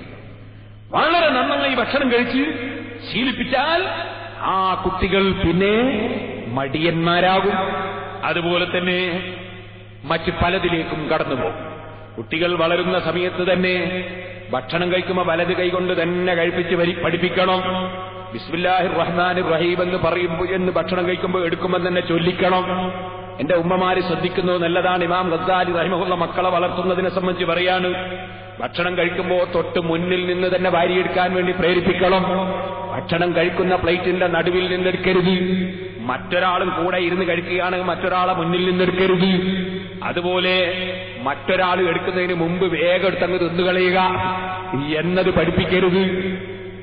നമ്മൾ ഏകദേശം കുട്ടികളെയും ബടക്കാക്കലും അധികം ഉമ്മാരാണ്. ഇപ്പൊ 2-3 ഭക്ഷണം കഴിക്കാനിരിക്കുമ്പോ നല്ലത് നോക്കിയിട്ട് ഒരു കുട്ടി എടുത്തങ്ങ് തിന്നിട്ട് ഞാൻ അവനോട് കണ്ട് തീർത്തെടുത്തങ്ങ് തിന്ന്, അങ്ങനെയാണ് ആ മിടുക്കന്മാര് എന്ന് പറഞ്ഞാൽ പിന്നെ ആ കുട്ടിക്ക് അങ്ങനെയാ തോന്നുക. എവിടെ ഇരുന്നാലും ആദ്യം ഞാൻ നല്ലൊക്കെ പൊരിച്ച മീൻ ആദ്യം എടുത്തങ്ങ് തിന്നളിയാ. അങ്ങനെ പഠിപ്പിക്കരുത് കുട്ടികളെ. കുട്ടികൾക്ക് വളരെ മോശമാണെന്ന് പറഞ്ഞു കൊടുക്കണമെന്നാ. നാം ഗസാലി റഹിമഹുല്ലാഹ് പറയാണ് ഇതുപോലെ ഭക്ഷണത്തിലേക്ക് നോക്കി നിൽക്കരുത് കുട്ടികൾ. അപ്പൊ കുട്ടികൾ ഇങ്ങോട്ട് പിടിച്ചാണ് നമ്മാര്.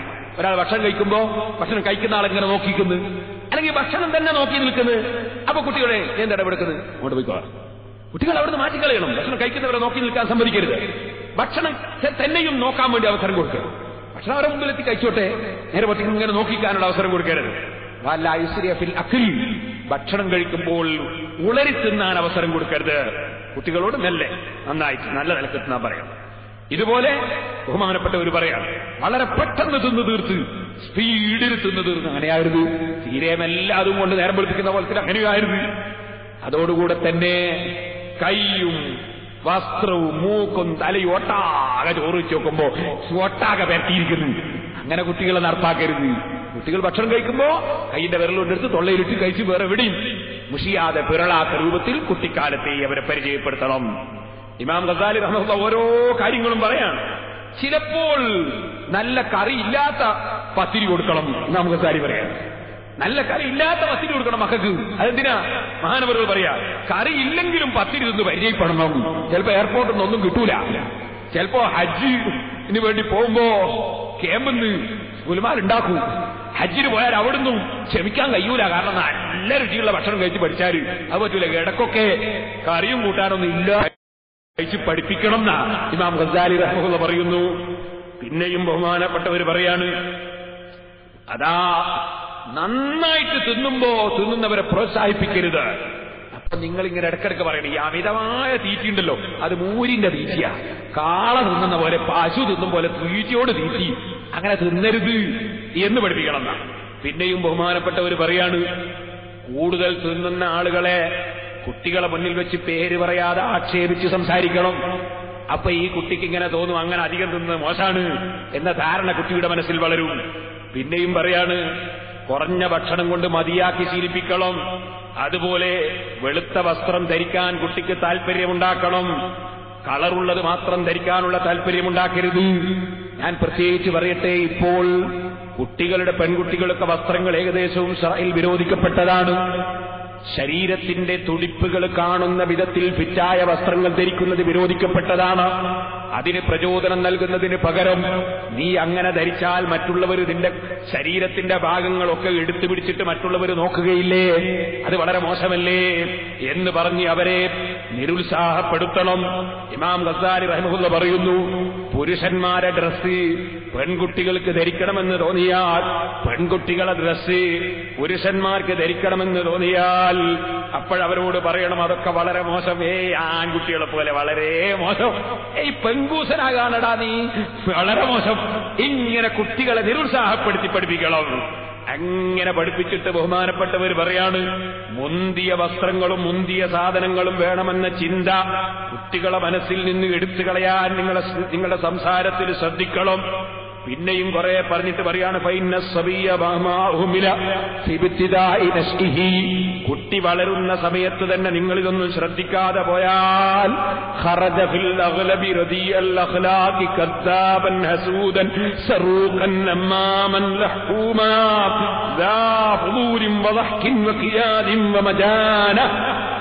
നിങ്ങൾ അതൊന്നും കുട്ടികളെ കുഞ്ഞുങ്ങളല്ലേ എന്ന് വിചാരിച്ച് നിങ്ങളങ്ങ് വിട്ടാൽ ഈ കുട്ടികൾ കുറച്ചു കാലം കഴിയുമ്പോൾ പച്ചക്കള്ളം പറയുന്നവരായി മാറും. കാരണം അവൻ വിചാരിച്ച് പോലത്തെ കിട്ടാൻ വേണ്ടി കള്ളം പറയും. ചിലപ്പോ ചില കുട്ടികളുണ്ട് ബസ് കയറിയിട്ട് പൈസ കൊടുക്കാണ്ടെങ്കിൽ പോരും. മടങ്ങി വന്നിട്ട് ഉമ്മാനോട് പറയും, ഞാൻ ഇന്ന് ബസ് കയറിയിട്ട് പൈസ കൊടുത്തിട്ടില്ല. അപ്പൊ ഉമ്മ നേരാ തരക്കേടില്ല നീ. അപ്പൊ ഈ കുട്ടിക്ക് തോന്നും നാളെയും കൊടുക്കാണ്ട് ഒപ്പിക്കണം. വേണമെങ്കിൽ ഏതെങ്കിലും മസാല പറയുന്ന വൈകാരുണ്ടാവും, കൊടുത്തില്ലേ കുഴപ്പമില്ല എന്ന് പറയാനും. ഇന്നാലില്ലാലും എന്നാലും ഈ കുട്ടി കള്ളനായി വളരും, ചതിയനായി വളരും. അത് വളർന്നതിന്റെ ഉത്തരവാദി തരക്കേടില്ലല്ലോ എന്ന് പറഞ്ഞ ഉമ്മയാ. നേരെ മറിച്ച് ആ ഉമ്മ അപ്പൊ തന്നെ ബസ്സിൽ കയറി പൈസ കൊടുത്തില്ലാന്നോ, സുബ്ഹാനല്ലാഹ്, എന്റെ മോനോ, എന്റെ ഉപ്പാനെ പറയും, നിന്റെ ഉപ്പാനെ പറയിക്കേ, എന്നെ പറയിക്കേ, എന്ത് പണിയാ നീ എടുത്തത്? ആ ബസ്സിന്റെ പേരെനിക്കറിയാവോ, എന്റെ കണ്ടക്ടറെ അറിയാവോ? അത് കൊടുക്കണം നീ. ഇനി മേലൊരു കാലത്തും ചെയ്തു വരുത് കേട്ടോ. പഠിച്ചവനെ ചതിച്ചിട്ട് വന്നോ, നിന്റെ പോക്കിന് ബർക്കത്തുണ്ടാവോ? നിന്റെ ഇൽമിന് ബർക്കത്തുണ്ടാവോ? നിന്റെ ജീവിതത്തിന് ബർക്കത്തുണ്ടാവോ? നീ കുട്ടിക്കാലത്തിന് ചതിച്ചിട്ടാണ് പഠിക്കുന്നത്. അതിന്റെ ഗൗരവം കേട്ടിട്ട് വേണം ആ കുട്ടി ഇനി മേലിൽ ഒരു മനുഷ്യനെ ഞാൻ ചതിക്കുകയില്ല എന്നാ കുട്ടിക്ക് ധരിക്കാൻ. നേരെ മറിച്ച് ആള് തരക്കേടില്ല. പിന്നെ വരുമ്പോ എല്ലാരോടും മഴ പറയുന്നു, എന്റെ അർത്ഥം ഇവനുണ്ടല്ലോ ഭയങ്കര വികൃതിയാണ്, ഭയങ്കര വിളവനുമാണ്, ഇത് ബസ്സുകാർ ഇത് പൈസ കൊടുക്കാണെങ്കിൽ എന്നായി എന്ന് പറഞ്ഞാൽ ഇവന് തോന്നും അങ്ങനെ തന്നെയാ വേണ്ടത്. ബാക്കിയുള്ള കുട്ടികൾക്കും തോന്നും അങ്ങനെയാ വേണ്ടത്. മുഴുവൻ കുട്ടികളും കള്ളന്മാരാവും. അതാ ഇമാം ഗസാലി റഹ്മത്തുള്ളാഹി ഖദ്ദാബൻ ഹസൂദൻ. ഇതുപോലെ ചിലരുണ്ടാവും വേറൊരുത്തരോട് അസൂയായിട്ട് ഓരോന്ന് പറയും. ഒരാള് നമ്മളെ പുരേന്റെ നേരെ അപ്പുറത്തെ പുരയിൽ അയാള് അടുത്തത് വായി പോയതാ. പെട്ടെന്ന് വന്ന് നോക്കുമ്പോ അയാൾക്ക് ഭയങ്കര കാറ്, ഭയങ്കര ബിൽഡിങ്, ഭയങ്കര ഉഷാറ്. അപ്പൊ വാപ്പയും ഉമ്മയും കുത്തിരിച്ച് ഇങ്ങനെ മോനെ എവിടുന്നോ കട്ടുണ്ടോന്ന് ആയിരിക്കും, അല്ലേ അങ്ങനെ ആയിരിക്കും ഇങ്ങനെ ആയിരിക്കും അസൂയോട്ട് ഇങ്ങനെ പറയാ. വേണ്ടതുപോലെ ചിന്തിച്ചില്ലെങ്കിൽ സറൂഖൻ നിങ്ങളെ മക്കൾ കള്ളന്മാരാവും കേട്ടോ. സ്കൂളിൽ നിന്ന് വന്നിട്ട് ഒരു കുട്ടി പറയാ, ഞാന് പീടിയെന്ന് ചങ്ങായി അങ്ങോട്ട് നോക്കുമ്പോ മെല്ലെ വരണ്ടി നിർമുട്ടായി കേട്ട്. അത് ഉമ്മാനോടാവെന്ന് പറയുന്നു. അപ്പൊ ഉമ്മ നേരാ ഇപ്പൊ കണ്ടിട്ടുണ്ട്, ആരും കണ്ടിട്ടില്ല, ആരും കണ്ടിട്ടില്ല, അവിടെ ചെറിയ ഞാള് തിരക്കിടില്ലല്ലോ എന്ന് പറഞ്ഞാൽ നാളെ 2 മുട്ടായി കക്കാൻ നോക്കും. ആ കുട്ടി കള്ളനായി മാറും. പിന്നെ നീ നിന്റെ മകനെ കാണാൻ നീ ജയിലിൽ പോകേണ്ടി വരും. അതാ ഇമാം ഗസാലി റഹ്മത്തുള്ളാഹി പറയും, സറൂഖൻ കള്ളനായി വളരും കുട്ടികൾ, നമ്മാമൻ ഏഷടിക്കാരനായി വളരും കുട്ടികൾ. കാരണം നിന്റെ മനസ്സങ്ങനെയാണ്, എന്റെ മക്കളുണ്ടാവും അങ്ങനെ തന്നെ. ഏഷണിയും ഭീഷണിയായിട്ട് പോകുമ്പോ മക്കളും ഇങ്ങനെ ഏഷണിയും ഭീഷണിയായിട്ട് അങ്ങനെ നടന്നു പോകും. അങ്ങനെ നീ വളരെ മോശമായ കാര്യങ്ങൾ നാവ് കൊണ്ട് പറഞ്ഞ് ചിരിപ്പിക്കാൻ തുടങ്ങിയാൽ നിന്റെ മക്കളും അതേ രൂപത്തിലാകും. ഇമാം ഗസാലി റഹ്മത്തുള്ളാഹി അലൈഹി വളരെ വിശദമായി കുട്ടികളെ വളർത്തുമ്പോൾ ശ്രദ്ധിക്കേണ്ട കാര്യങ്ങൾ പറയുകയാണ്. എന്നിട്ട് ബഹുമാനപ്പെട്ടവർ പറയുന്നു, മക്കളെ നിങ്ങളെ സ്വന്തം മക്കളെ കൃത്യമായി നിങ്ങൾ മദ്രസയിലെത്തിക്കണം, നിങ്ങൾ കൃത്യമായി പഠിപ്പിക്കുന്ന ഉസ്താദിനടുക്കലെത്തിക്കണം, ടീച്ചർമാരുടെ അടുക്കലെത്തിക്കണം, അവരെക്കുറിച്ച് നല്ല മതിപ്പുണ്ടാക്കണം.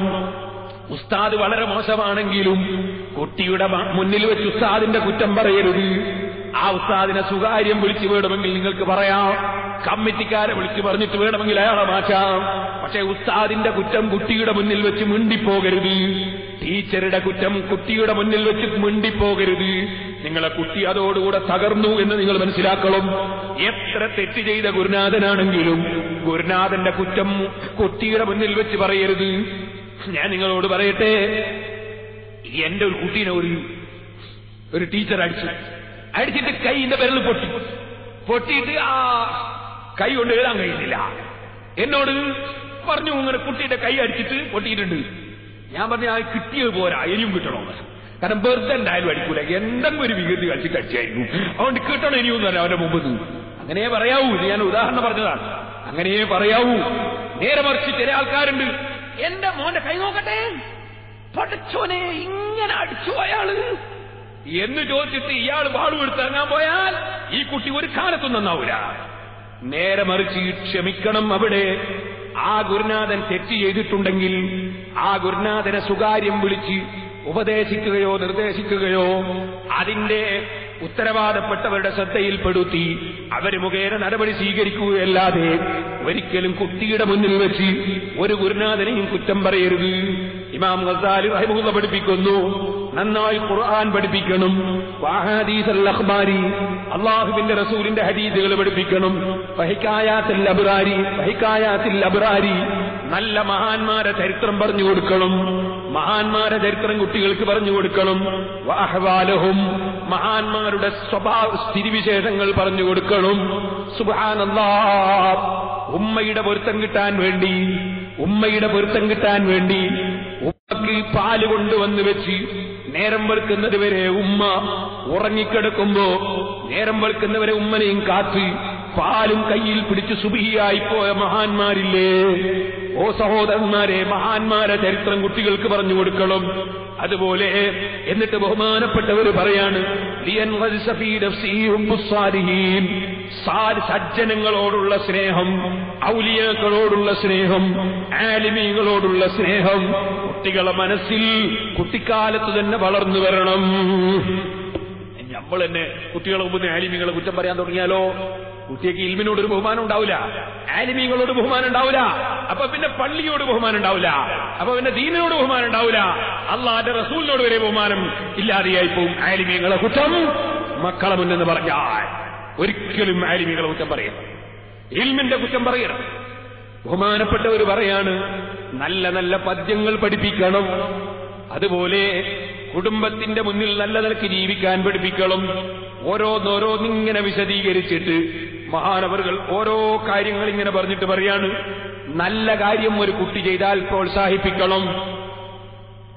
നല്ല കാര്യം ചെയ്താൽ യാസീൻ കാണാതെ പഠിച്ചാൽ യാസീൻ ഒറ്റ തെറ്റില്ലാതെ ഓടി എനിക്ക് ഞാൻ പ്രത്യേകം 5 പൈസ തരൂ, തന്നെ 5 പൈസ മതി, അല്ലെ 10 പൈസ, അല്ലെ 25 പൈസ, 25 പൈസ കൊടുത്താലും തിരക്കില്ല. പക്ഷേ അക്കൊടുക്കുന്ന പൈസ കൊണ്ടുപോയിട്ട് സിനിമ മാസിക വാങ്ങാതിരിക്കാൻ വേണ്ടി അത് ഉമ്മാനോട് തന്നെ വാങ്ങിയോട് വെക്കാനും പറയണം. പിന്നെ കൊടുക്കാൻ നമുക്ക് പൈസ കൈ കൊടുത്താൽ കുട്ടികൾ ചിന്തി പോകും. അതിന് അവസരം ഉണ്ടാക്കല്ല. അല്ലെങ്കിൽ വേറെ എന്തെങ്കിലും ഭക്ഷണം കഴിച്ച് നല്ലൊരു സമ്മാനം വേണമെങ്കിൽ കുറച്ച് ഫ്രൂട്ട് വാങ്ങിക്കൊണ്ട് കൊടുക്കുക, അല്ലെങ്കിൽ വേറെ എന്തെങ്കിലും ഒന്ന് കൊണ്ടു കൊടുക്കുക, കുട്ടിയുടെ സമ്മാനം കൊടുത്ത് പ്രോത്സാഹിപ്പിക്കണം. അതുപോലെ നല്ലത് ചെയ്താൽ പ്രോത്സാഹിപ്പിക്കണം, എവിടെയും പ്രോത്സാഹിപ്പിക്കണം. മോശമായതൊന്നും ചെയ്യാത്തൊരു നല്ല കുട്ടി എപ്പോഴെങ്കിലും ഒരു തെറ്റ് ചെയ്തു പോയാലോ അപ്പൊ അവരെ അടച്ച് ആക്ഷേപിക്കരുത്. നല്ല ചെയ്യുന്നൊരു കുട്ടി തന്നെ സാധാരണ എപ്പോഴും കൃത്യമായിട്ട് മദ്രസയപ്പെടുന്ന ഒരു കുട്ടി എന്തോ ഒരു കാരണത്തെ ഒരു ദിവസം പഠിച്ചാൽ വരുന്നവരൊക്കെ മുമ്പിൽ ഈ കുട്ടിയെ ആക്ഷേപിക്കുന്ന സ്വഭാവം ഉണ്ടായിരുന്നു. മറിച്ച് ആ കുട്ടി ഒരു ദിവസം വന്നൊരബദ്ധം, ആ അബദ്ധത്തിന് അടച്ച് ആക്ഷേപിക്കരുത്. കാര്യമായിട്ടൊരു കാര്യം ഉമ്മമാരോട് പറയാണ്, ഒരു കുട്ടികൾക്ക് ഒരു തെറ്റ് ചെയ്താൽ വിളിച്ച് കാര്യം വിളിച്ച് ഉപദേശിച്ച് തന്നാൽ മറ്റുള്ളവരെ മുമ്പിൽ വെച്ച് കുറവാക്കരുത്. കുട്ടികളെ മറ്റുള്ളവരുടെ മുമ്പിൽ വെച്ച് കുറവാക്കിയാൽ ചെറിയ മനസ്സാണ്, മനസ്സ് വേദനിക്കും, വിഷമിക്കും. അതിന്റെ ദൂഷ്യഫലം നമ്മൾ പിന്നെ അനുഭവിക്കേണ്ടി വരും. മറ്റുള്ളവരെ മുന്നിൽ വെച്ച് കുട്ടികളെ കുറവാക്കരുത്. അതോടുകൂടെ തന്നെ കുട്ടികളെ വേണ്ടാത്ത കാര്യങ്ങൾ പ്രോത്സാഹിപ്പിക്കുന്ന വിധത്തിൽ സംസാരിക്കണം. ചില ഉമ്മാരുണ്ട്, ഇവൻ ഭയങ്കര കുരുത്തക്കാട് അവസ്ഥയാണ്. അപ്പൊ ഈ കുട്ടിക്ക് തോന്നും നല്ലോണം ഇനിയും കളിക്കണമെന്ന്. കാരണം വലിയ സാറായിട്ട് പറയുന്നുണ്ടല്ലോ, വികൃതി ഉണ്ടെങ്കിൽ ഇങ്ങനെ പറഞ്ഞു നടക്കണ്ട, അത് പ്രോത്സാഹിപ്പിക്കലായി. അതുകൊണ്ട് അത് പറയണ്ട. ഒന്നുകൂടി പറയട്ടെ, ചിലരുണ്ട് മകനൊരു ചെറിയ തെറ്റ് ചെയ്തു, അത് ചില ഭർത്താക്കന്മാർക്കുണ്ട സൂക്കേട്, അല്ലാത്തവർക്കുണ്ട സൂക്കേട്. ഒരു തെറ്റ് ചെയ്താൽ ഒരു പ്രാവശ്യം പറഞ്ഞ് അത് ഗൗരവം കാണിച്ച് അങ്ങ് നിർത്തിക്കളയാം. പിന്നെ അതിങ്ങനെ പറഞ്ഞുകൊണ്ടിരിക്കരുത്. ചില സ്ത്രീകളുണ്ട്, ഒരു തെറ്റൊരു കുട്ടി ചെയ്താൽ പിന്നെ അതിങ്ങനെ നേരം വെളുത്തി പിന്നെ ഒരു 2 ആഴ്ച കേൾക്കും, പിന്നെ അത് തന്നെ പാടലായി. അത് ചില പുരുഷന്മാർക്കുണ്ടാ സ്വഭാവം. ഒരു കാര്യം വന്നാൽ ഒരു പ്രാവശ്യം പറഞ്ഞു നിർത്തിക്കളയണോ, പിന്നെ അതിങ്ങനെ പറഞ്ഞാലോ പിന്നെ അവനിന്റെ ബാക്കിന് ഒരു വില ഉണ്ടാവില്ല. അതിങ്ങനെ എത്ര ദിവസമായി കേൾക്കുന്നു, എപ്പോഴും ഇങ്ങനെ പറയൂ, കഴിഞ്ഞതിന്റെ വില കഴിഞ്ഞു. അങ്ങനെ പറയരുത്. ഒറ്റ പ്രാവശ്യം, ഒരു പ്രാവശ്യം അതിന്റെ ഗൗരവത്തോടുകൂടെ പറഞ്ഞ് അത് നിർത്തിക്കളയരുത്, പിന്നെ പറയാൻ പോയാ. അപ്പൊ പിന്നെ 2ാമതൊരു പ്രാവശ്യം വരും അവന് തന്നെ അത് ഓർമ്മ ഉണ്ടാവും. നേരെ മറിച്ച് നമ്മൾ അതിങ്ങനെ കുറേ പറഞ്ഞാലോ അതിന്റെ എല്ലാ വിലയും നശിച്ചു പോകും. ഇങ്ങനെ പറഞ്ഞുകൊണ്ട് ബഹുമാനപ്പെട്ട ഇമാം ഗസാലി റഹിമഹുല്ലാഹ് പറഞ്ഞ കാര്യങ്ങൾ ഞാൻ ഇന്നലെ നിങ്ങൾക്ക് സൂചിപ്പിച്ചില്ലേ. ആക്ഷേപിച്ചുകൊണ്ട് ഒരാളെയും ആക്ഷേപിച്ച് സംസാരിക്കാൻ കുട്ടികളെ വിടരുത്. നീ എന്തിനാണ് അത് നോക്കുന്നത്? നീ ചെറിയ കുട്ടിയല്ലേ, നീ എന്തിനാ ഇത്ര വലിയ ആൾക്കാരുടെ വിഷയത്തിൽ ഇടപെടുന്നു എന്ന് ചോദിച്ചാൽ അപ്പൊ തന്നെ അത് ഉത്സാഹപ്പെടുത്തി കളയണം. അതുപോലെ തന്നെ ഉമ്മമാര് ശ്രദ്ധിക്കണം, സ്വന്തം ബാപ്പയെക്കുറിച്ച് നല്ല മതിപ്പുണ്ടാക്കണം മക്കൾക്ക്. ബാപ്പാന്റെ കുറ്റം മക്കളെ മുന്നെന്ന് പറയരുത്. ചില സ്ത്രീകള് മക്കളെല്ലാം ഇരുത്തിയിട്ടാ പറയാം, നിന്റെ ഉപ്പ അങ്ങനെ തന്നെയല്ലേ, നിന്റെ ഉപ്പാന്റെ കളി അങ്ങനെ തന്നെയല്ലേ. ഇങ്ങനെ പറഞ്ഞാൽ ഈ ബാപ്പനെ കുറിച്ച് ഈ ചെറിയ മക്കളെ മനസ്സിലുള്ള മതിപ്പ് മുഴുവൻ നഷ്ടപ്പെട്ടു പോകും. ആ മക്കളെ വളർത്താനും നന്നാക്കാനും ബാപ്പക്ക് കഴിയില്ല. ബാപ്പനെ സംബന്ധിച്ചെപ്പോഴും ഉമ്മ നല്ല മതിപ്പുണ്ടാക്കുന്നതേ പറയാവൂ. ഇതുപോലെ ഉമ്മാനെ സംബന്ധിച്ച് ബാപ്പയും മതിപ്പുണ്ടാക്കുന്നതേ പറയാവൂ. ബാപ്പ ഉമ്മാനെ സംബന്ധിച്ച് വളരെ മോശമായ നിലക്ക് മക്കളെ മുന്നിൽ സംസാരിച്ചാൽ ഉമ്മക്ക് ഒരു വിലയും പിന്നെ മക്കൾ കൽപ്പിക്കൂല. അപ്പൊ ഉമ്മാക്ക് ഈ മക്കളെ വളർത്തിയെടുക്കാൻ സാധ്യമല്ല. അതുകൊണ്ട് തന്നെ നിന്റെ ഉമ്മയല്ലേ അത്, നിന്നെ പ്രസവിച്ചതാ ഉമ്മയല്ലേ, നിന്നെ പോറ്റിയതാ ഉമ്മയല്ലേ, നിന്നെ ഇതുവരെയും എല്ലാം ചെയ്ത ഉമ്മയല്ലേ. ആ ഉമ്മ പറയും പോലെ നിനക്ക് കേട്ടുവിടടാ, ആ ഉമ്മ പറഞ്ഞ നിനക്കനുസരിച്ചുവിടടാ. ഈ നിലക്ക് ഉമ്മ അഥവാ പറഞ്ഞു മോശമാണെങ്കിൽ ഉമ്മാനോട് സുകാര്യം പറയണം, നീ പറഞ്ഞു മോശമായിപ്പ് കേട്ടോ, ഇനി വല്ല എങ്ങനെ പറയണ്ട. ഈ കുട്ടിന്റെ മുന്നിൽ ഉമ്മാനെ ശാസിക്കരുത്. മറിച്ച് ഈ ഉമ്മയോടുള്ള മതിപ്പ് നിലനിർത്താൻ വേണ്ടി സാധിക്കണം. ഇതുപോലെ ബാപ്പയെ സംബന്ധിച്ച് വലിയ മതിപ്പുണ്ടാക്കണം. കുട്ടികളെ കുട്ടിക്കാലത്തെ സുബഹിന്റെ സമയത്ത് തന്നെ വിളിച്ചു ഉണർത്തണം. കുട്ടിക്കാലത്ത് വിളിച്ചു ഉണർത്തിയെങ്കിൽ മാത്രമേ കുട്ടികൾ സുബഹി നിസ്കാരം കളാക്കാതെ പഠിക്കുകയുള്ളൂ. ഞാൻ നിങ്ങളോട് പറയട്ടെ, സുന്നത്ത് നിസ്കാരങ്ങളും സുന്നത്തായ അമലുകളും കുട്ടികളെ പരിചയപ്പെടുത്തണം.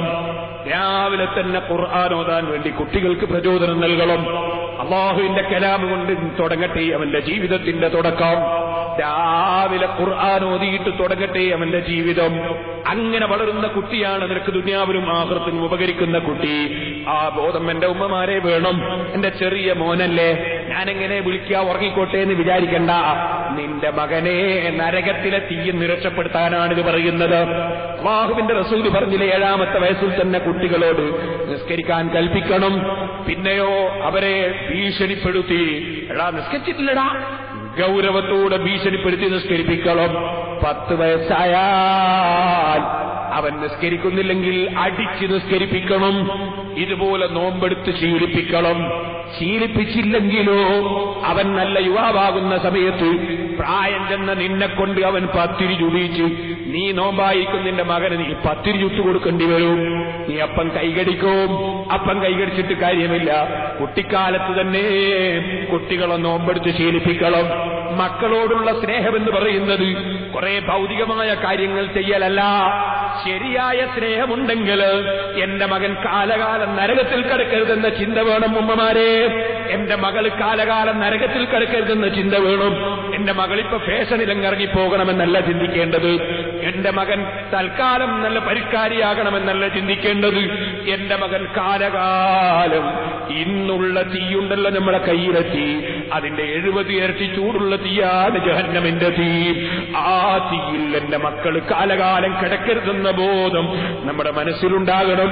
കുട്ടികൾ പഠിക്കുന്ന പുസ്തകങ്ങളും സ്ലേറ്റും പെൻസിലും ഒക്കെ നല്ല നിലക്ക് ശ്രദ്ധിച്ചുകൊണ്ട് അവരെ പരിചയിപ്പിക്കണം. അതിലൊന്ന് നഷ്ടപ്പെടുത്തിയാൽ എന്തുകൊണ്ട് നഷ്ടപ്പെടുത്തി എന്ന് ചോദ്യം ചെയ്യണം. അതേ, ഒരു നയാകാശ് പോലും അനാവശ്യം ചെലവഴിക്കാൻ അനുവദിക്കരുത്.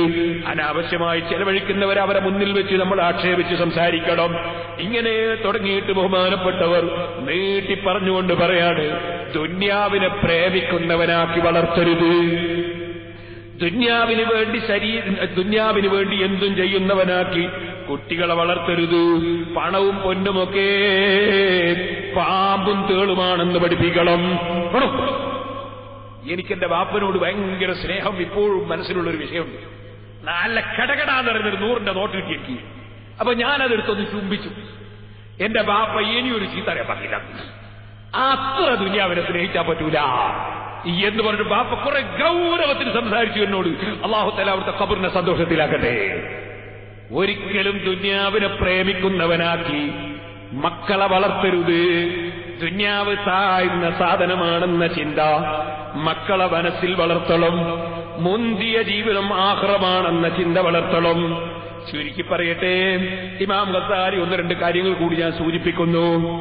ജനങ്ങളെ മുന്നിൽ വെച്ച് കാർക്കിച്ചിട്ട് ജനങ്ങളെ മുന്നിൽ തുപ്പിയാൽ അപ്പം വിളിച്ചു പറഞ്ഞു, ഇനി മേലിൽ ജനങ്ങളെ മുന്നിൽ തുപ്പരുത്. അതുപോലെ മൂക്ക് നിങ്ങൾ ഒലിക്കുന്നുണ്ടാവും ചില കുട്ടികളെ. ഒലിക്കുന്ന സമയത്തിന് മൂക്ക് പിടിച്ച് വൃത്തിയാക്കാൻ കുട്ടിക്കാലത്തെ പരിചയിപ്പിക്കണം. ജനങ്ങളെ മുന്നിൽ കോട്ടുവായിടുന്ന കുട്ടികൾ അപ്പൊ പറയണം, ജനങ്ങളെ മുന്നിൽ തന്നെ തുറക്കരുത്. തുറക്കാണ് നിർബന്ധമാണെങ്കിൽ തന്നെ ഇങ്ങനെ കൈവെക്കണം എന്ന് വേണ്ടി കൈയിന്റെ പുറം വെക്കാൻ വേണ്ടി പഠിപ്പിക്കണം. ഇതുപോലെ നീ ഒരു സ്ഥലത്ത് ഇരിക്കുമ്പോ വേറെ ഒരാളെ മുഖത്തിന്റെ നേരെ നീ പോയിട്ട് നിന്റെ മലദ്വാരത്തിന്റെ ഭാഗമാകുന്ന രൂപത്തിൽ നിൽക്കുകയോ ഇരിക്കുകയോ ചെയ്യരുത് എന്ന് പഠിപ്പിക്കണം. അതുപോലെ ഇമാം ഗസാലി റഹിമഹുല്ലാഹ് പറയുന്നു, മറ്റൊരാളുടെ തലയുടെ നേരെ നിന്റെ കാല് നീട്ടരുത് എന്ന് പഠിപ്പിക്കണം. മറ്റൊരാളുടെ തലയുടെ നേരെ നിന്റെ കാല് നീട്ടരുത് എന്ന് കുട്ടികളെ പഠിപ്പിക്കണം.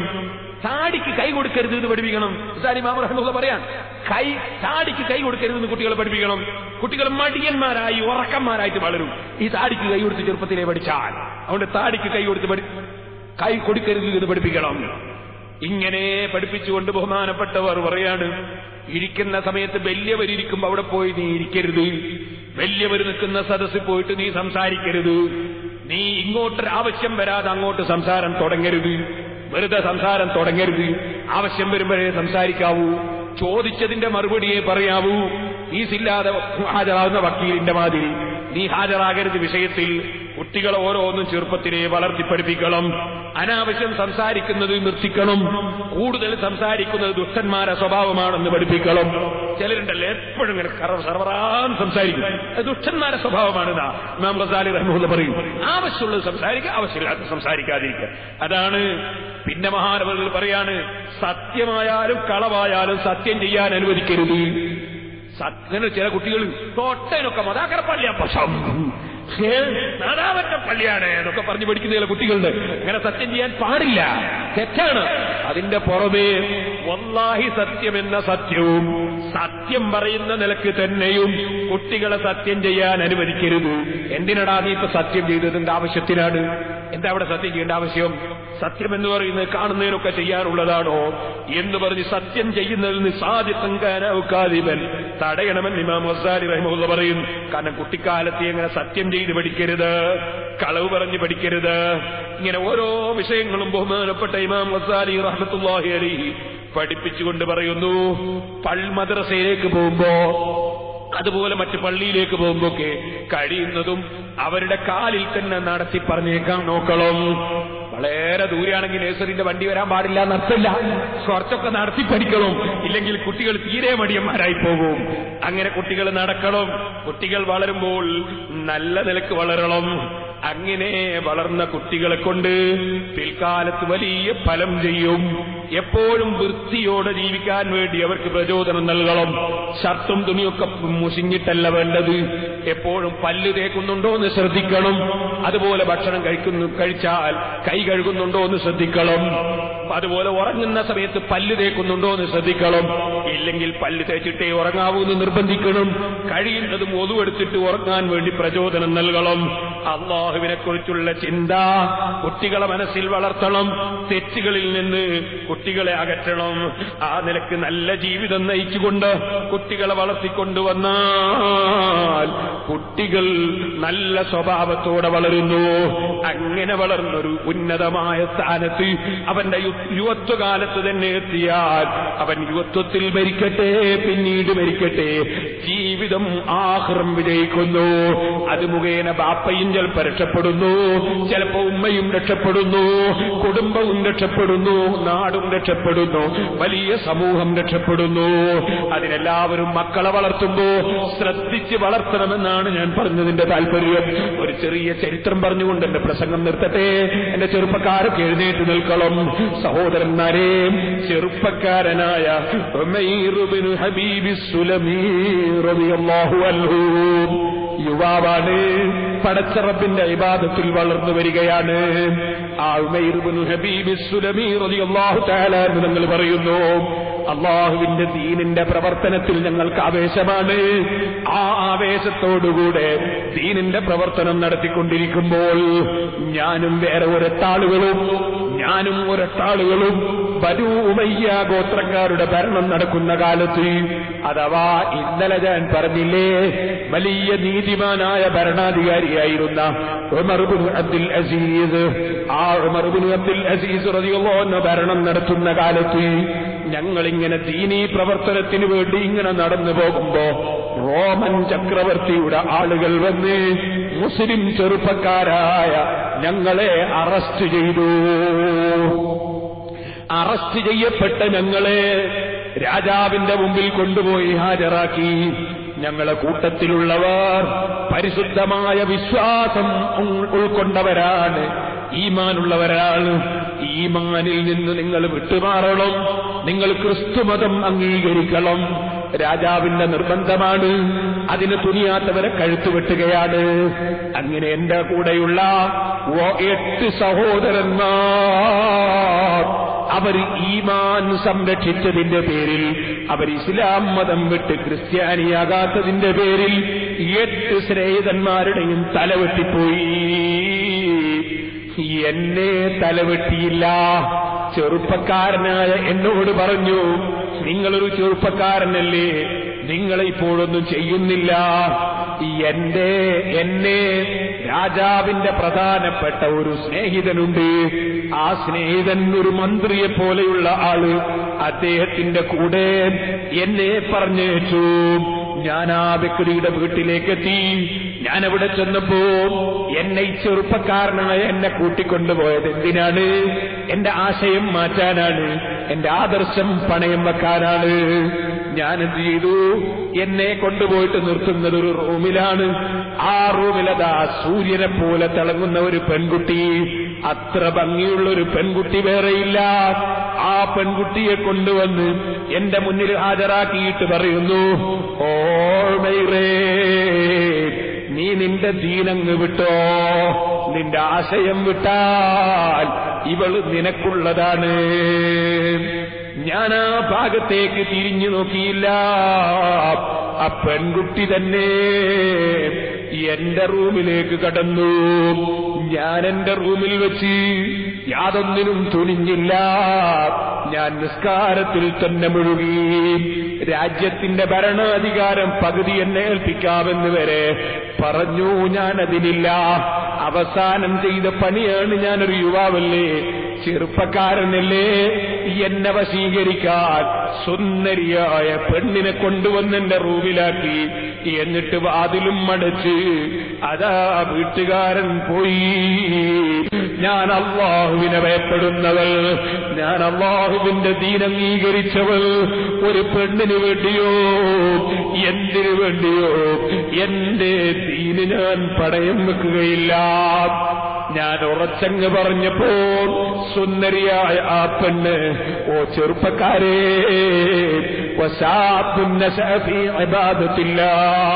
അല്ലാഹുവിന്റെ ഇബാദത്തിൽ വളർന്നു വന്ന ചെറുപ്പക്കാരനെന്ന് നാവ് കൊണ്ട് പറയാൻ പെട്ടെന്ന് കഴിയും. പക്ഷേ ആ ഒരു തഖ്വയും ഉണ്ടാകാൻ വലിയ പണിയുണ്ട് കേട്ടോ.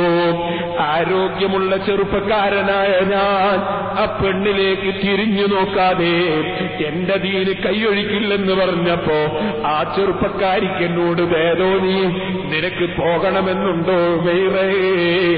ഞാൻ പറഞ്ഞു, അതേ. വാതില് ഞാൻ തുറന്നു തരാം.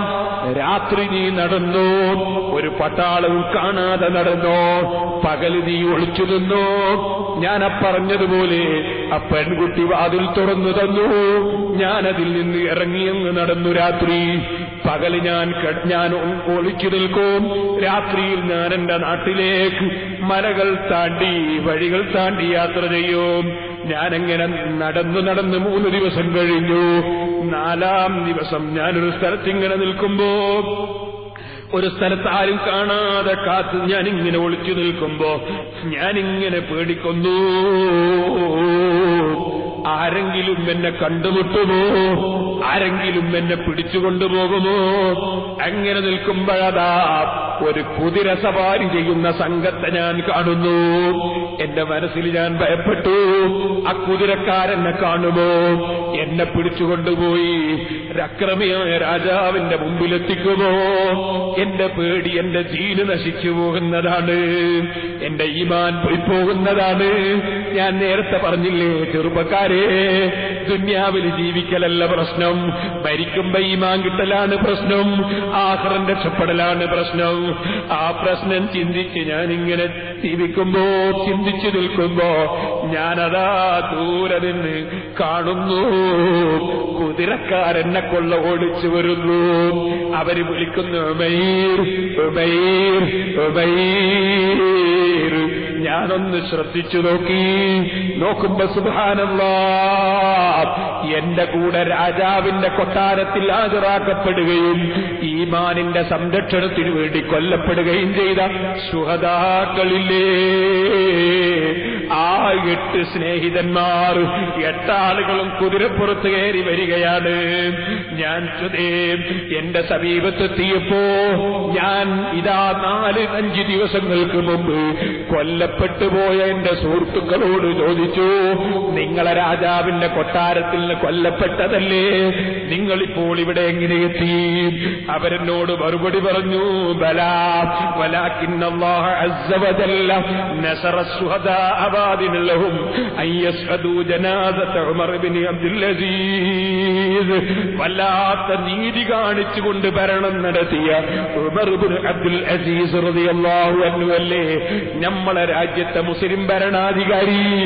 ആ ഭരണാധികാരി മരണപ്പെട്ടു പോയി. ഉമൈറേ, അദ്ദേഹത്തിന്റെ മയ്യിത്ത് സംസ്കരണത്തിൽ പങ്കെടുക്കാൻ ശുഹദാക്കളായ ഞങ്ങൾക്ക് അല്ലാഹു സമ്മതം തന്നു.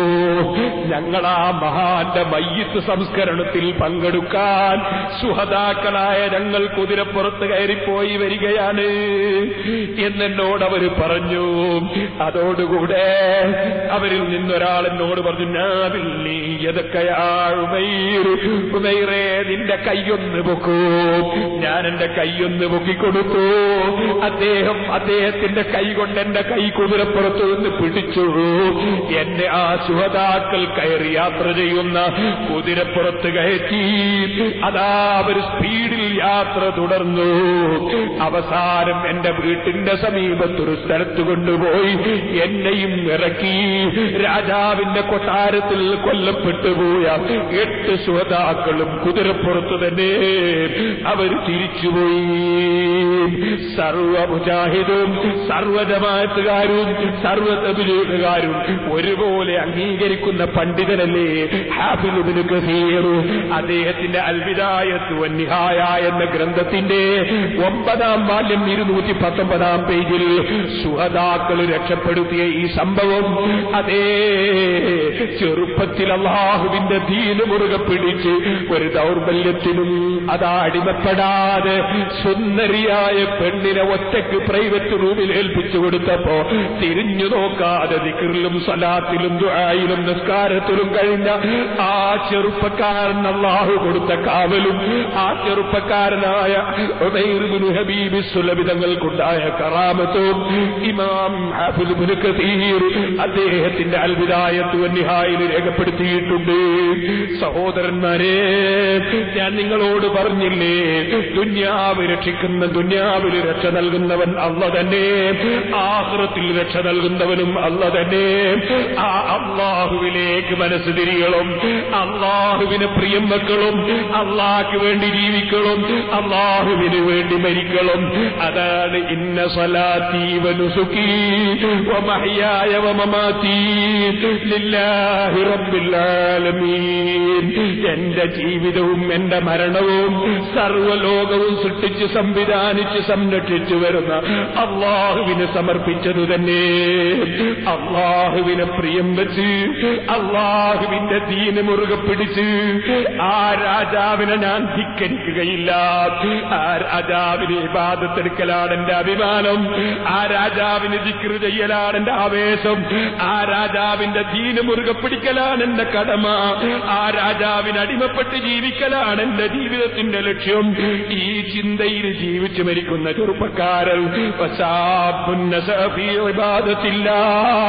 അല്ലാഹുവിന്റെ ഇബാദത്തിൽ വളർന്നു വന്ന ചെറുപ്പക്കാരൻ, ആ ചെറുപ്പക്കാരൻ പലരും വിയർപ്പിലിങ്ങനെ മുങ്ങിക്കുളിക്കുമ്പോ രാജാവായ റബ്ബി ആ ചെറുപ്പക്കാരന് കൊടുക്കുന്ന സമ്മാനമാണ്. അതേ സബ്അത്തുൻ യുദില്ലുഹുമുല്ലാഹു ഫീ ദില്ലിഹി യൗമ ലാ ദില്ല ഇല്ലാ ദില്ലുഹു. അല്ലാഹുവിന്റെ തണലല്ലാതെ ഒരു തണലുമില്ലാത്ത റബ്ബിന്റെ കോടതിയിൽ അർശിന്റെ തണല് തന്നെ.